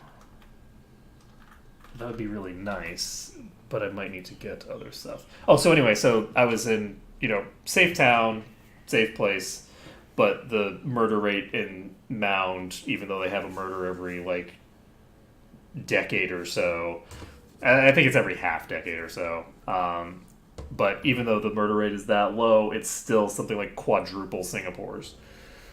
And crime is just something that doesn't really happen here. You know, the government wouldn't allow it. Singapore is a very, like, the way that it's described in Hearts of Iron 2 is a paternal autocracy, which is to say that it has sort of a more the government is very much what's the word, like solidly in control. It's a more authoritarian country. The government controls more here. But while the government controls more here, the government is like the least corrupt government in the world, basically. Singapore consistently ranks as like one of the highest countries in the world, or rather, I guess one of the lowest countries in the world in terms of corruption. And so the government is very authoritarian in some ways, but they use that authority to aid the people of the country, and they're very competent because they hire all the best people. So, like, you know, we actually pay ministers well, but at the same time, and this may come as a shock, the ministers are actually expected to know how to fucking run the country. And to Western democracies, that's just crazy talk. Like, expecting the people who are in charge to have any sort of core competencies is just ludicrous to us. And because I don't know a single Western democracy that actually has any expectation of core competencies from government, right? Everything is about demagoguery, whether you're looking at like Britain, most places in the EU, whether you're looking at America, whether you're looking at Canada, none of them have any expectations of competence, right? Whereas in Singapore, if a minister is incompetent, they're going to be expected to resign, right? And at even like the barest like idea that there could possibly be, you know, a problem with a minister, they're gone. And so this country has a much higher standard with regards to the way that it handles government. And it's kind of by design, right? Like, one of the things that defines at least American culture is this sort of gleeful ignorance. I remember when I was a kid, like, it was very common for people to insult each other for being too intelligent. And so when people had this sort of very anti-intelligence mentality, where they don't want to be smart, they don't want to really understand things and know things because, you know, nerd, basically. And I think that that's getting better. I think that that's getting better with youth culture over time. To a degree, it's at least changing somewhat. I think that one of the issues that we have is people are now trying to get people who are competent, but they don't have a very solid idea of what competence means, right? So a lot of people, because of the fact that if you look at like movies and things like that, the people who are supposed to be competent are actually just assholes. There's a lot of people who kind of think that the biggest asshole in the room is the most competent person in the room, or like the most arrogant person in the room is the most competent person in the room, and that's not even remotely close to the case most of the time. Anyway, we have some problems where we haven't cared about core competencies for so long that now that at least some people seem to actually care about, you know, getting competent people. It's hard for them to actually do it because they don't really know how. There's not really a lot of understanding of how to get competent people and what a competent person even looks like. because it's been so underappreciated as a concept for so long. You know, like when people think of teachers, they don't think of, oh, I want the smartest person I can have in the country teaching my child. I want, you know, I want, you know, the Feynmans, the, you know, Neil deGrasse Tysons, and the you know, the just really smart people in charge of educating children. They don't really think of it that way. What they want is someone who is willing to work for nothing.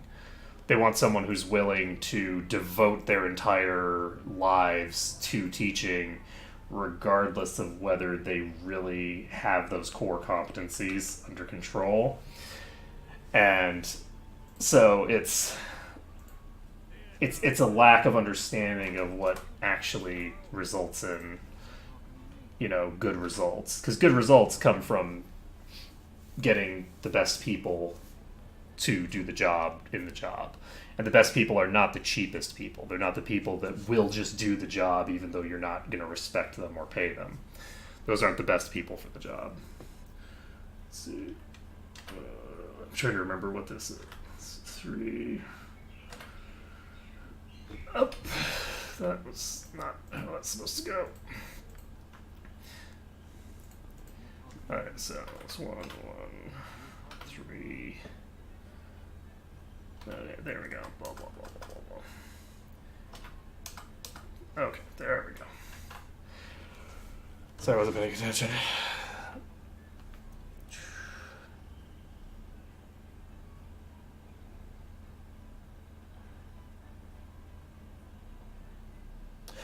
Well, see, here's the thing. In Singapore, we actually pay politicians well. So, becoming a politician is a viable career choice, and becoming a teachers are one of the best paid jobs in the country, right? The reason that the capitalistic system fails when it comes to the public sector is that people just don't give a shit about the public sector enough to pay for a quality public sector. Since nobody wants to pay to have a quality public sector, you get a bunch of people who are paid for by, like, other agencies. Thanks for the follow, Mashby. As we're talking about random, you know, problems with general society. But yeah, what is it? I think it was something that Lee Kuan Yew said, which is basically if you pay peanuts, you get monkeys, and that's really that's absolutely the case. You know, like if you go to, you know, a school that has specialized needs for specialized, you know, kids. So if you have a school for a reform school, a school where the kids that get expelled go to. Those schools should have the best teachers because they have the hardest job, but they have way worse teachers, and I know that from direct experience. The people who couldn't, you know... Let's see, where is this person? There we go. Sorry, I'm moderately distracted. Anyway, there's no real correlation in public service in most places between, like, the core competencies that are required to get the job and the core competencies that are required to actually do the job. And it's just a huge problem that we have in society, and it's not one that's seeming to go away. It's not getting any better. Really. I guess it's getting a little better, because, like, if you look at some of the new generation of Congress people in America, they're much more competent than the people that came before them. Like, I feel like we've had so few people who had brains in their head in American politics at all, really, because this is like, you know... It's not specific to any particular political party. They're all kind of dumb. It's just that, you know, they have different. I'm not going to make some sort of like false equivalence between the Republican Party and the Democratic Party because they're not equivalent. Because the Republican Party has always been much more damaging to people and it relies fundamentally on getting votes from the people that they're hurting the most, and they're parasitic in nature. Because the people who most benefit from like public funds are the people who vote Republican, and the Republicans cut down on public funds in order to pay for wars and things like that that are beneficial to some very tiny special interest.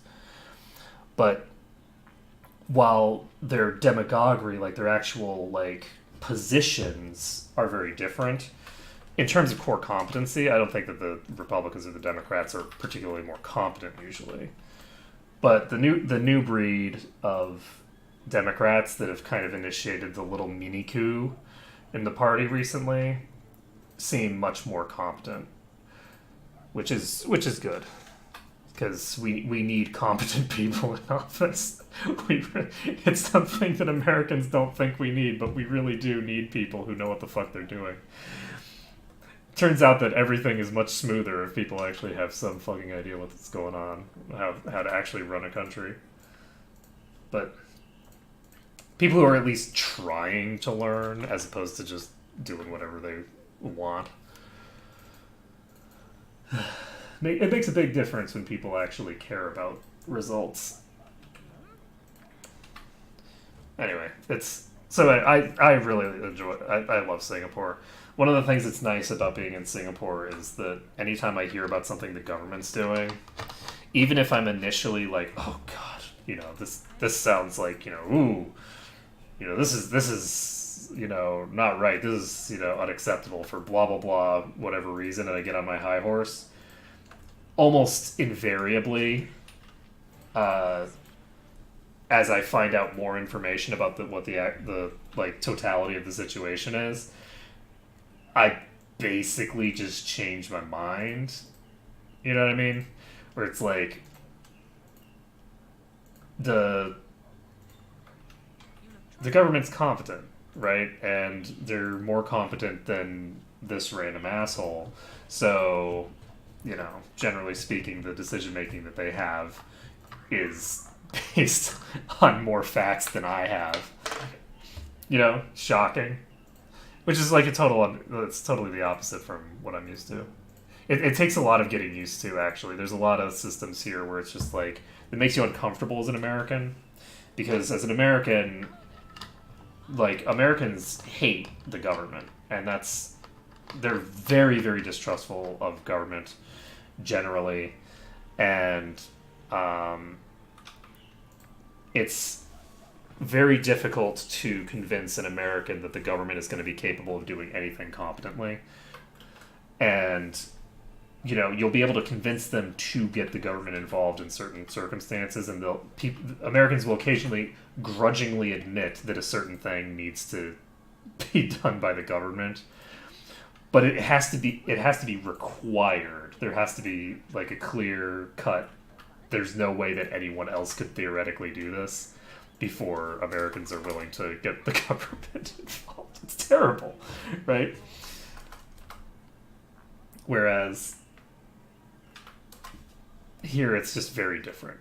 It's just so different.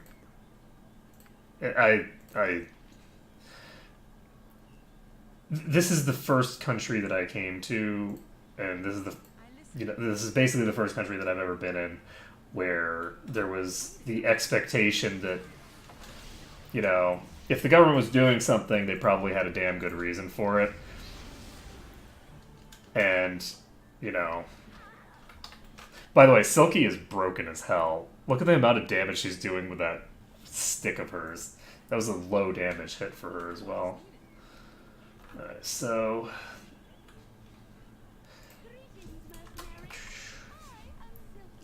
I missed the first unconsciousness proc. I'm basically just going to fish for RNG for her because we should be able to knock her out here and basically just burn her down. There we go.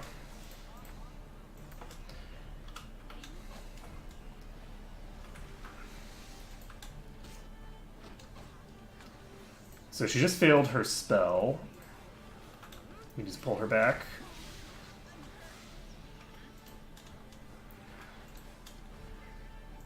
She's going to try to cast another spell, I think, before she goes into melee. Whoa, well, that was close. So these two are going to be doing this.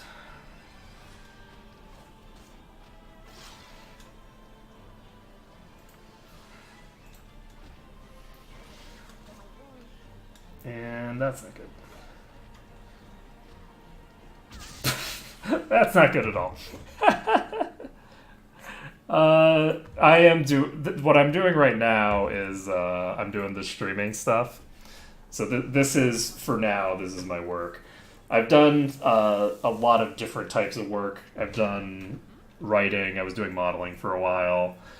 I've done a lot of random different stuff, and this is my current scheme. I'm not currently employed by anyone in Singapore. To be fair, I actually have never really been employed by anyone in Singapore. I've always worked freelance while I've been here.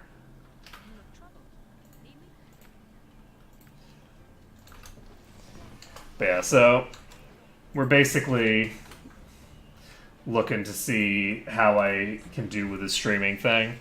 We're thinking about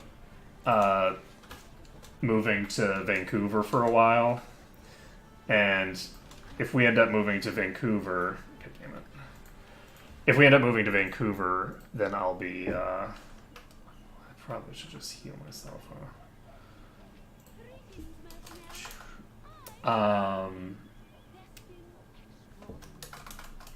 If we end up moving to Vancouver and I haven't started making more money with this, where it's like, okay, well, this is actually going to be feasible in the long term, then I'll probably mostly stop streaming and just move on to working in a normal company. My credentials are not, shall we say, standard for Singapore. So Singapore it's harder for me to get more traditional work here, just because people don't really recruit for people like me here. I have, oh boy, that's not good. Get wrecked. Oh man, so close, and yet so far.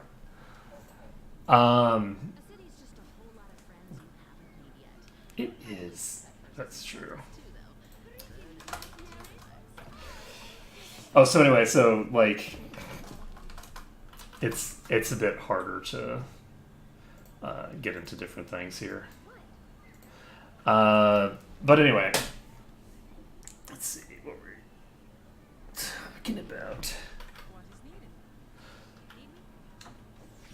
But yeah, I was actually doing. I was enjoying doing the modeling stuff for quite a while, and then the agency that I was working with basically just like disappeared off the face of the earth one day.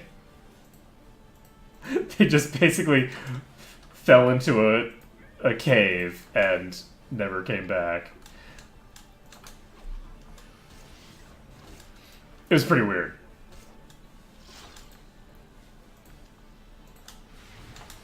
Alright, so that's 3 in a row, and 3 in a row is sufficient to get the job done. So we got this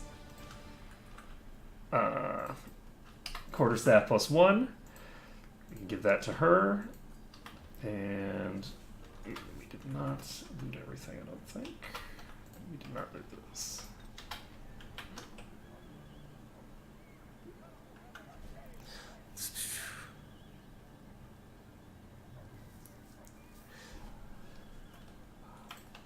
Well, you know, I am a very attractive man, so...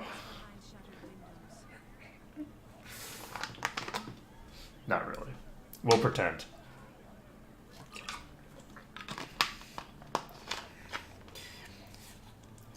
Yeah, my experience with streaming more mainstream games is that mainstream games are harder to actually break in with to an extent, just because there's don't want to.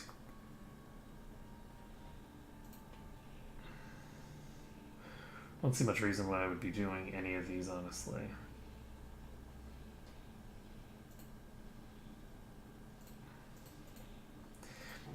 It's hard to justify using a weapon on my skull because I do more damage by not using my weapon.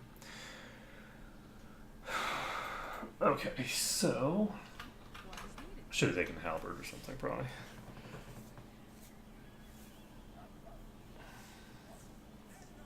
Yeah, my experience has been that with the more niche games. Sure. Okay, so we got Garrick. With the more niche games, you do tend to have, I think, to a degree, more. You have more room to grow without being just completely invisible. Whereas if you do like the mainstream games, often you're just completely invisible, right? Just people do not have any idea that you exist, and it's not easy for people to discover you. Whereas if you're doing something that nobody else is doing, the people who are following that thing will find out about it, right? So that's been my experience. Unfortunately, I haven't been able to translate any of that experience into actually getting decent viewer numbers. I was doing okay for a while with the Europe Universalis stuff, and I'm doing okay. It's the viewership numbers have been going up generally, but it's slow and. Let's see.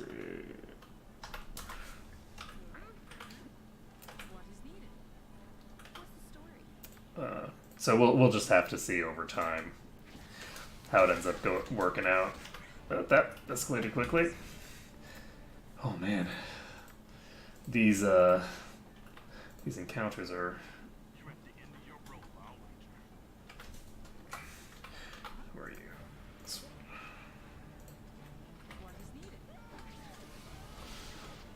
So unfortunately, we did not get anything off on you, so we're gonna just die again.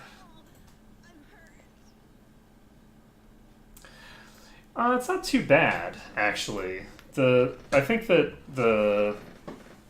if you get like whatchamacallit, the baseline rate for someone like me who isn't a partner is 50%, but that goes up to like 80% if if it's one of the longer term subs for someone who's a partner, which is actually very, very good considering I'm not doing any of the web hosting. It's very expensive. Like the back end that they have to pay for is very expensive. And so I'm pretty happy with like, and even like I'm an author, okay? As an author, looking at the kinds of contracts that publishers want to give you, 50% seems pretty damn good to me, right? Like that, a lot of people don't realize how little money is made by, like, as an example, the creators of the stuff that you normally see in other media. So if you're able to get, you know, oh, I didn't realize that we had that already. Okay. I didn't realize that we could actually already. Bards, man. Bards OP. Let's see. What was I saying? Oh, so the sort of like new media stuff often gives much, much better returns than you would expect. That being said, like what you'd expect in like old media. The old mass media is damn near impossible to make any money in as a content creator, because it's all controlled by publishers of various kinds, and the publishers take all the money. So, like, as an example, like if you're selling paperback books, the publisher is going to take 90 some percent of that, right? If you're selling even if you're selling like ebooks, which the publisher really doesn't have any involvement in whatsoever, because they're not really doing anything for you when you're doing ebooks. I don't know how much it's improved, but for a while they were giving like 15% to the author, something along those lines. Yeah, 85% of what you would normally get from, online booksellers like Amazon was being taken by the publisher. And the publisher in this case isn't even the distributor. They're doing nothing for you, and they're just taking everything because they own the rights to your work. And if you want to actually have print books, then they were your only option for a long time. Anyway, those kinds of like racketeering bullshit that they've got for all these publishing houses, because it's the same with, like, if you look at Hollywood, it's the same thing, right? It's all owned by the same people, and they give nothing to the people who actually make the shit. Nobody pays writers anything, to be sure, which explains why writing tends to be,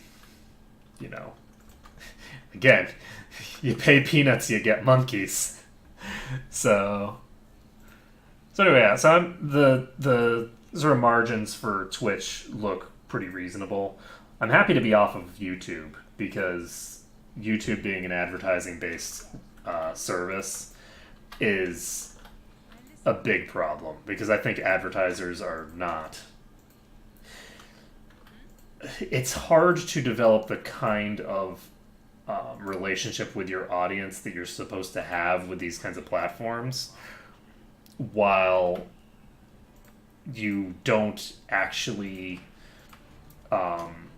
have any meaningful way for the audience to support you. If that makes any sense? Like, the money that you're getting is not coming from your audience, and when the money is coming from an advertiser, your audience is not your customer. Your audience is your product, and that's not good, right? That's not what you want. You don't want to be sort of a slave to the YouTube algorithms and stuff like that. That, they demand their blood for their blood gods. I found it very uncomfortable the entire time I was on there, and I still find it uncomfortable. And the problem is, of course, that it's a very useful service, right? It's very useful, and it would be great if not for the fact that anytime I'm on there, I feel like I'm working it. I'm basically having to balance the kind of relationship that you want to have with your audience with the financial reality that your audience is your product. It's not good, right? And I don't think that that's an easy thing to balance. And I think if you get big enough, then you can eventually kind of like ignore it, because you have enough sort of critical mass that you can get away with not optimizing for revenue. And of course, if you do things like Patreons and stuff like that, it changes the monetization scheme completely. And the more you can get entities like YouTube that rely on advertising out of the picture, the better. Because I do think that subscription models are definitely on their way back. I think that subscriptions and Patreons and things like that, because Patreons are basically like a subscription. They're almost like like they're a subscription that you're subsidizing other people for as well. If that makes any sense. That's the way that I would think of a Patreon subscription, or in fact the kind of system that Twitch has. Obviously, with Twitch, you get something tangible from your subscription because you do get the you do get access to the emotes, which depending on the creator can be a really nice perk or can be just kind of like really depends. Because I like my emote and it's kind of a mixed bag. Some people like it, some people don't. I am intending to get a new one because I'd prefer for everyone to just, well, you can't please everyone, but for most people to just like it. But let's see here. I think we're going to take a nap. And how are we going to get these spiders where we want them?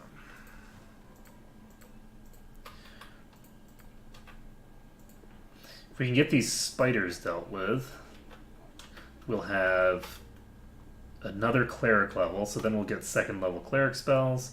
We'll be able to get fighter up. Imoen should level as well from these, I think. Yeah, the dynamics of the modern economy are super interesting. I find the way that it all plays out like incredibly intriguing. Not just because, I'm in the industry, but just because I think that it's super interesting. I'm very curious to see how all this stuff plays out and where things go and stuff like that. I had originally kind of like... I was originally very uncomfortable with Twitch because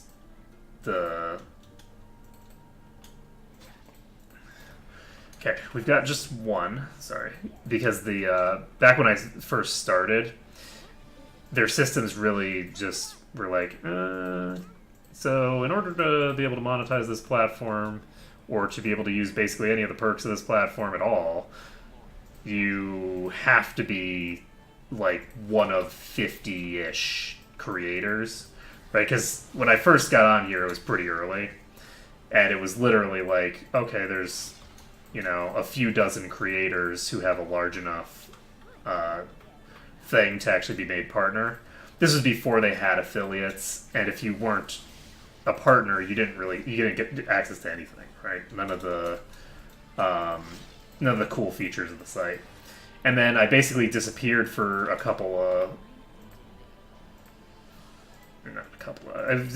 disappeared for basically like a couple of years. And was doing my thing on YouTube and not really paying any attention to Twitch. And then when I came back to Twitch, I'm like, oh, so when Amazon bought Twitch, they basically fixed the company and got them getting their shit together.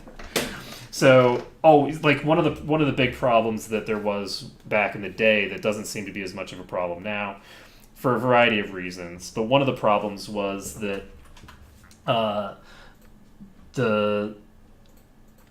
I live in Singapore, so I have a very high quality internet connection. I can afford to stream at a very high fidelity, right? The problem is that the way that Twitch didn't have basically any way outside of becoming a partner of getting... I'm trying to remember what it's called. But basically, personalized stream qualities for each individual viewer.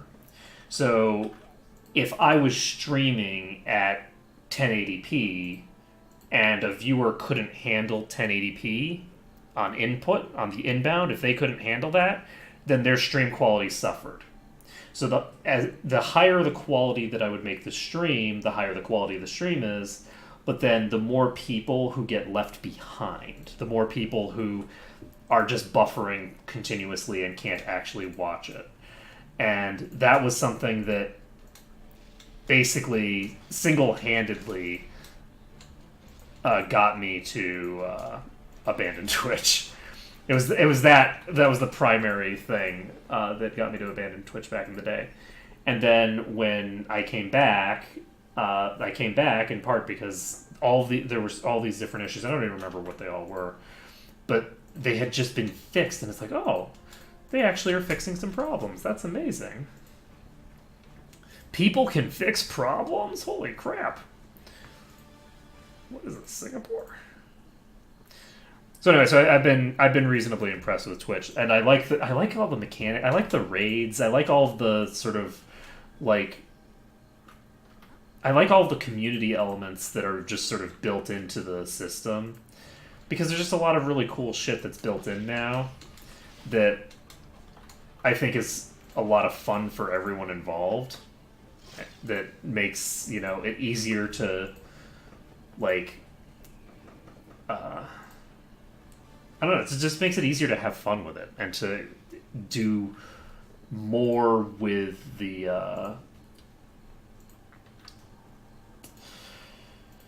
oh shit! I forgot. Sure. Those are the worst kind. Well, we'd better deal with them.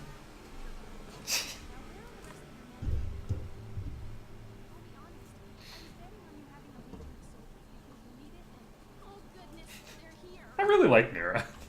She's a lot of fun, actually.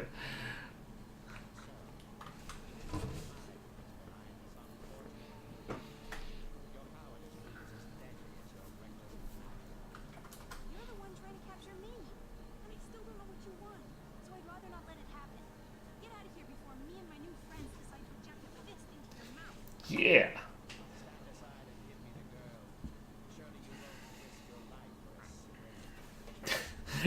You don't know me very well. I risk my life for killing rats, apparently. Let's see.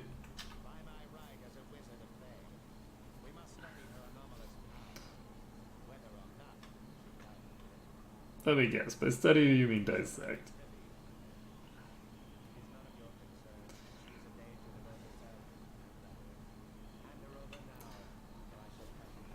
Come and take her if you dare.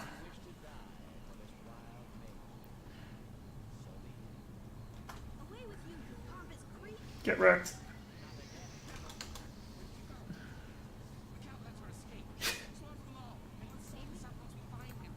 We'll sort this out once we find him. Okay, so we're gonna go ahead and cast that. You're doing your business. And the hope here is that we're able to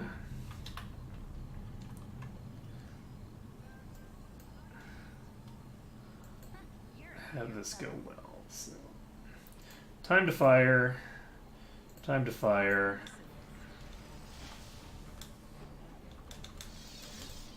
Okay, we did not actually successfully hit anybody with that, and you are... Yeah, oh boy. Life is bad. Life is pain. Bye. Oh, he cast that on her. Well, that makes life a lot easier, actually. Okay, so I think that we're completely boned here. I have... Okay, so I have spiders to deal with.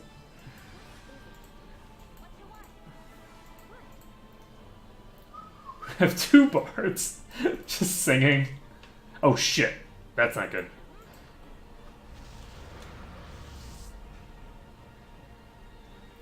That was a lot of damage. These a lot of damage. So we're just going to keep running away here. We're going to try to get in on this, I guess. Oh shit. Huh. That's trouble. Do we have anything? I don't really have anything to do to you, do I? Okay. Well, get wrecked. Alright, so that escalated in a most unfortunate way. Do we have... So factor reduced by 1, yay! More accuracy! Okay. We're gonna do this successfully. Okay, we got 2 out. Perfect. I mean, it's not perfect. Perfect would be 1, but you know, it's close enough for government work.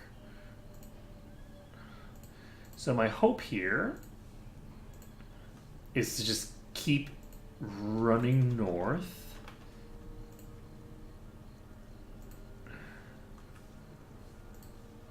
And then... yeah, there's still a spider on me. Is it only 1? Nope, it's both. They're following me to the ends of the earth, it looks like. I'm not sure why they were able to follow me all the way here. Because I don't feel like they really should have been able to find me here. Based off of the established rules of how AI works in Baldur's Gate.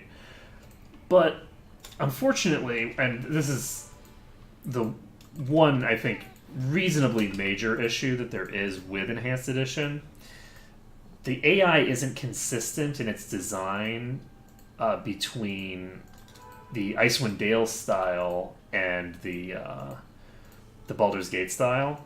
So you'll get a mixture of the two. And so the Baldur's Gate style AI behaves in a more, shall we say, logically consistent manner. And the Icewind Dale AI works in a more, like, we're going to try to prevent you from, like, exploiting the AI kind of manner, which are often directly at odds with each other in terms of things. Well, I say that, but that's not even necessarily true. Like, there's an attempt made to prevent you from, like, messing with the AI, right? But the attempts to prevent you from manipulating the AI just result in the way that you manipulate the AI making less and less sense. So, like, the way that you manipulate the AI in, like, in Icewind Dale, because the AI does really weird shit, just makes a lot less sense. Whereas in this one, you run far enough away from the enemy, and as long as you didn't, like, tip them off to where you were going, you will eventually lose them. In Icewind Dale, you'll never lose them. You'll never actually lose the enemies. If you do manage to make it so that the enemies can't figure out where you are, right, what they'll do is they will follow your protagonist forever, even if your protagonist is invisible and the rest of your party is actually visible. So, obviously not visible to them, but I mean, like, your protagonist is invisible. Okay, we're going to have the enemies just sort of approach your protagonist endlessly, and that leads to some, shall we say, amusing consequences when dealing with some of the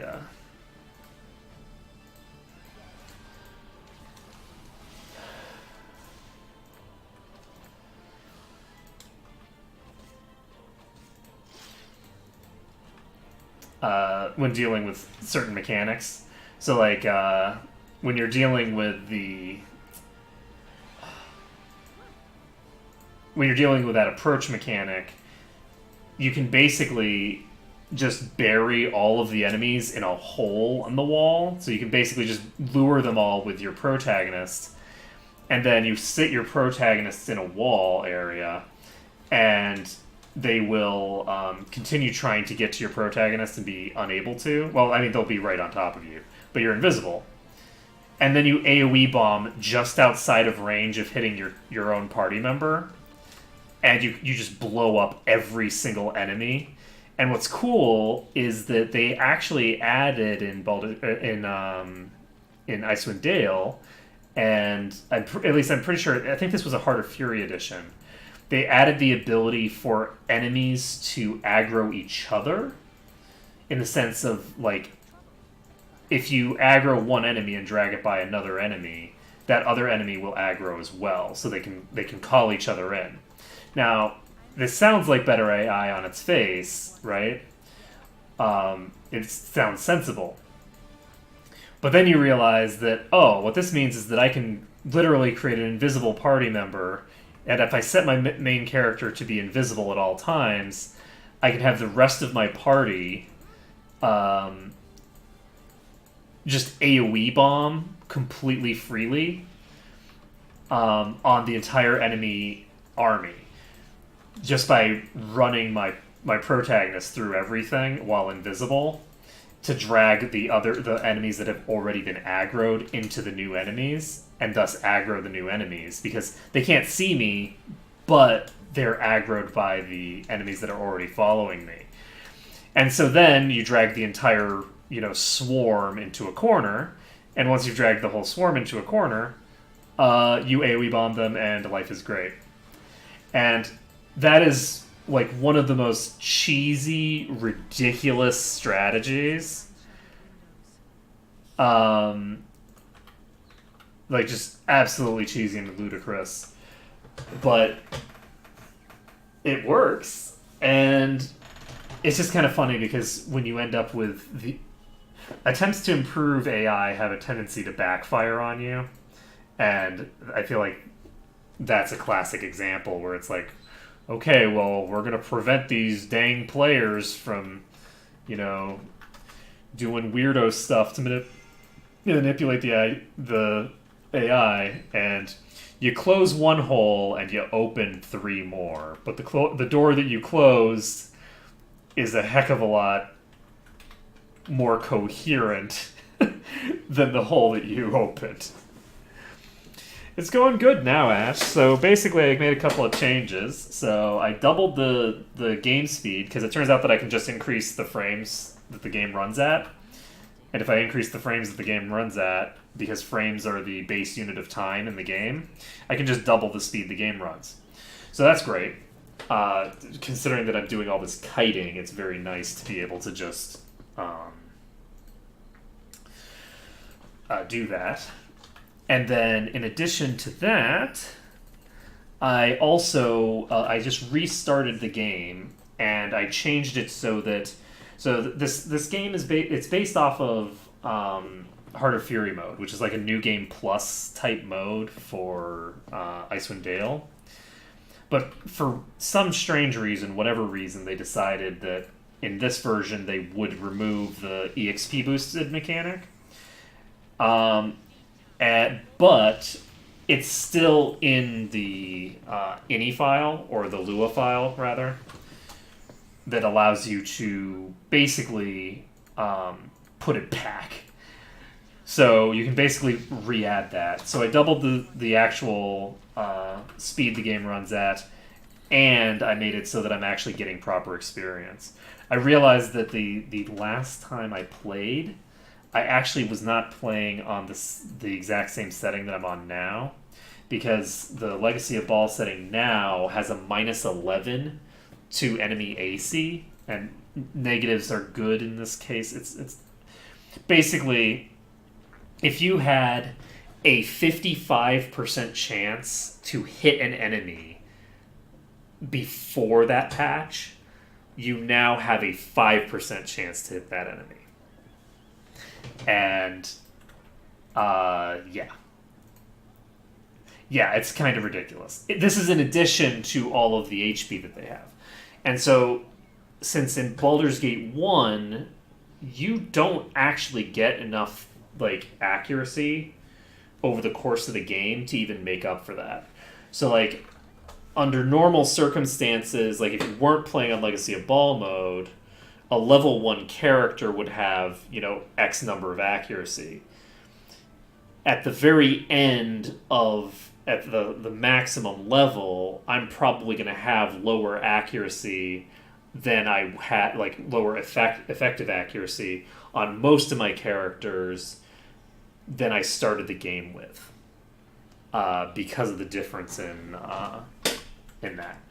Luckily, I decided to bring a Kensai, because Kensai they're accuracy fiends. When I hit level 3, I got the ability to get an extra proficiency slot in in longsword. Every level, you're getting a THAC0 reduction. So, again, lowering is better. It's a thing. So, as a fighter, I get the THAC0 reduction from that.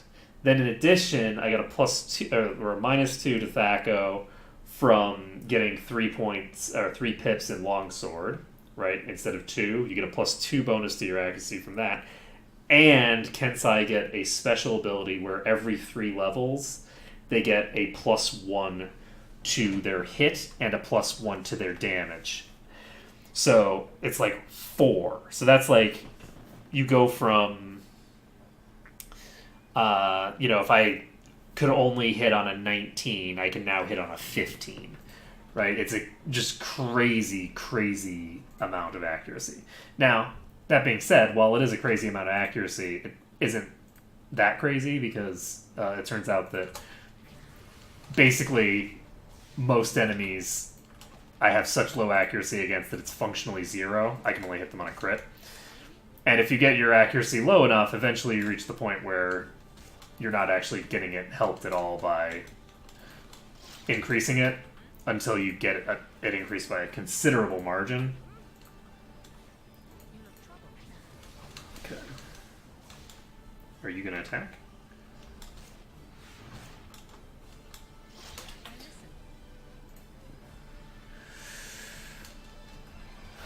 That was a really silly thing to do.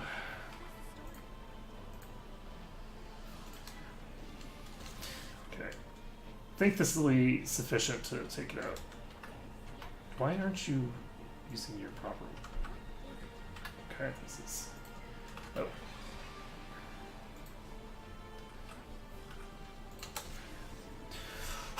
Okay, so MO1 levels up. And we're all set. Alright, so... What does MO1 need to get? I'm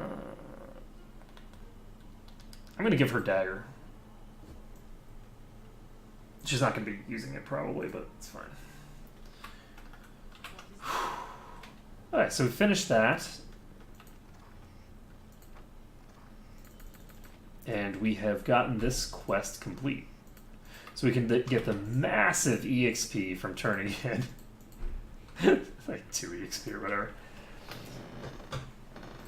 But yeah, so with the EXP bonus on, I should be able to get to the point where I can hurt enemies with a degree of consistency much faster.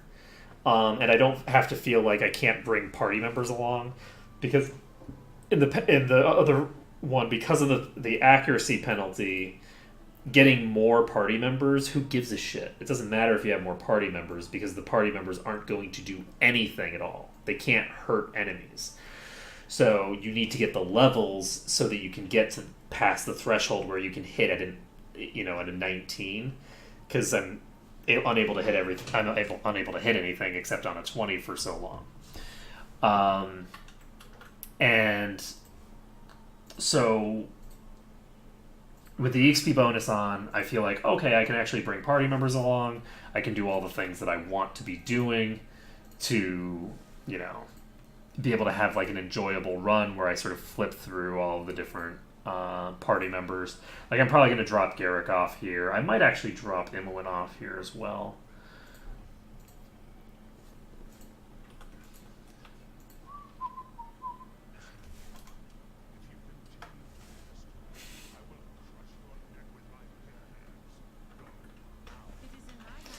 Well then. How wooed. So she's gonna level up soon.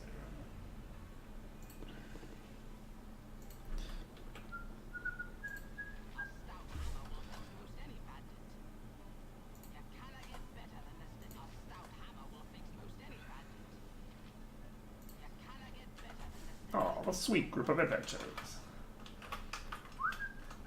Okay, so she's gonna level up soon. We're going to drop these people off here and potentially bring Ian Jahira.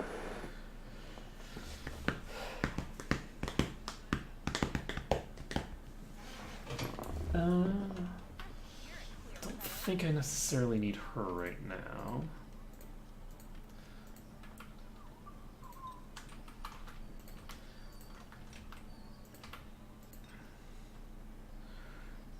How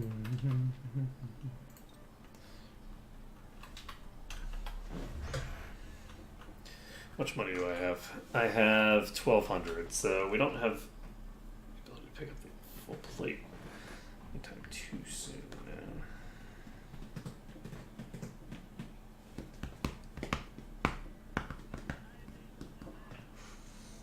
So, sorry, I'm tired. I've been up for like a little over 30 hours at this point, so I'm I'm having a difficult time focusing. Let's see here. We got Kensei level 4. It's gonna be useful as well. I think Kensei level 4 I might get an extra usage of Kai actually. So we have, it looks like we've completed the quests so far. So I'd like to get into a position where I'm fighting people because I have hold person. So hold person I think can be used against kobolds. It can certainly be used against assassins. Did I ever kill that assassin? I don't remember whether I killed the assassin here in Baraghost.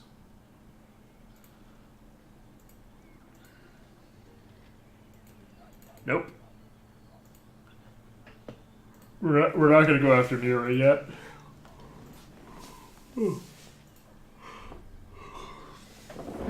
Excuse me. Yeah, I think I'm going to be crashing reasonably soon. Because I am tired. Okay, so we did take this guy out, so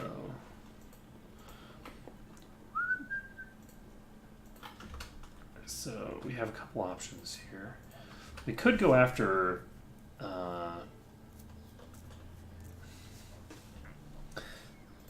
Basilisk guy. Oh,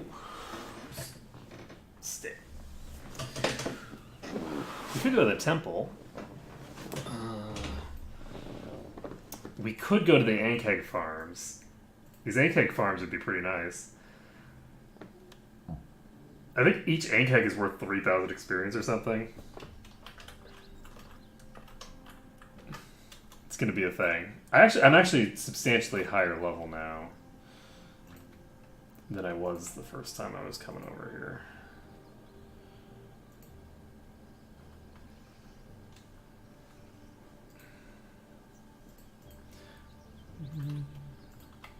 So we have these guys.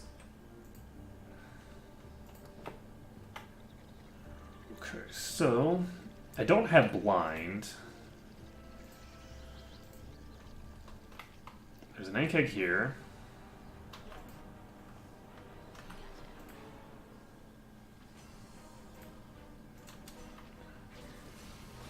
And that is a save versus spell, so I think I am boned, Zord. Get wrecked. Get wrecked. If I could get a single Ankeg shell, I could turn that into armor pretty cheap.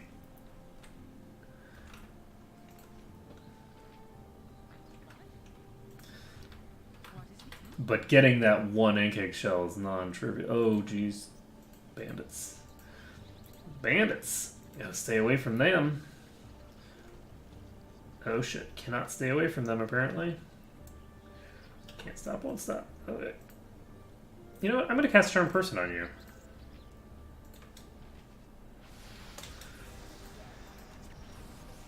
And we succeeded. Perfect. Oh. Well, he's getting shot by his friends. So, he has friends, I know that much. So, no. You're in front. You're supposed to be behind.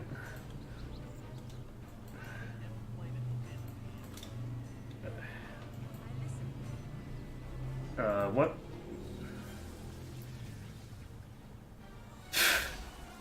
Get wrecked. This gets obliterated.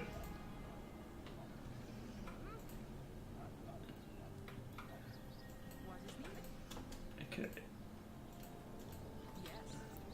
It'd be nice if these things didn't only have the one faction. It's kind of weird that the bandits are immune to Ankeg attacks. Unless I charm them.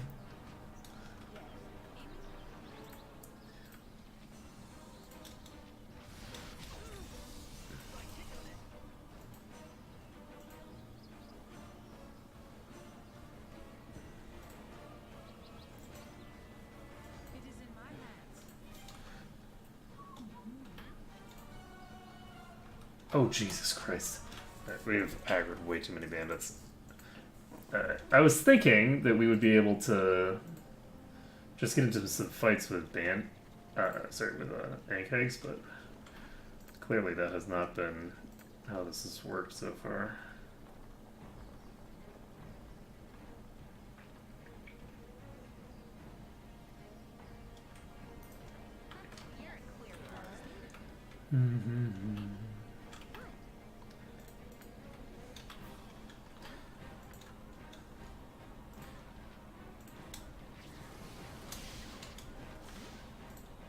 Nope.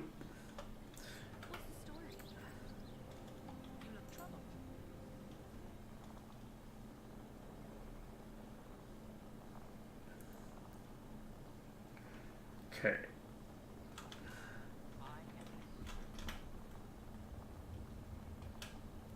When did you stop singing birds?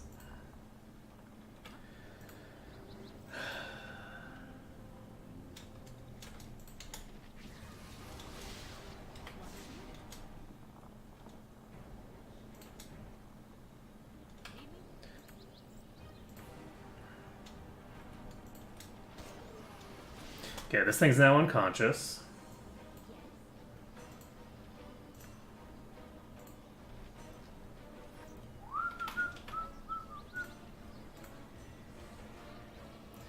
Alright, Kai time.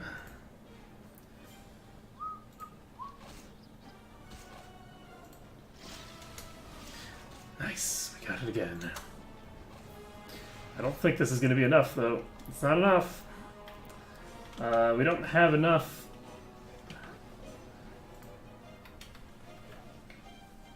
Just can't do it, Captain.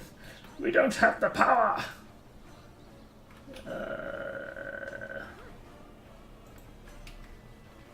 Well, get wrecked.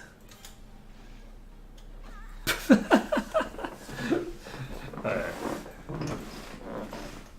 Okay, so maybe we're biting off more than we can chew with these. Oh, god damn it.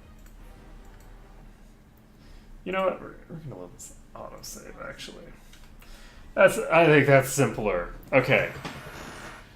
So, let's see. We could go to... We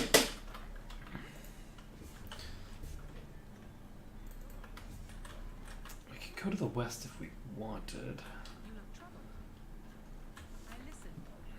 What we should probably do is we should sell all this crap that we've got on us right now.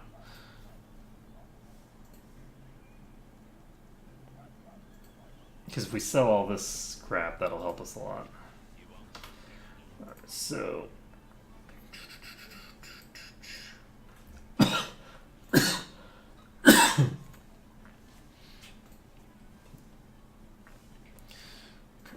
Sell this.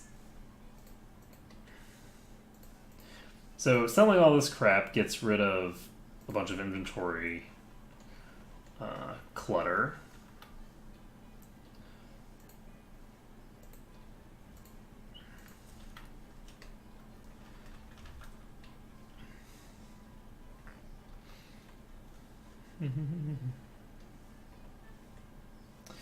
Okay, we now have about 2,500.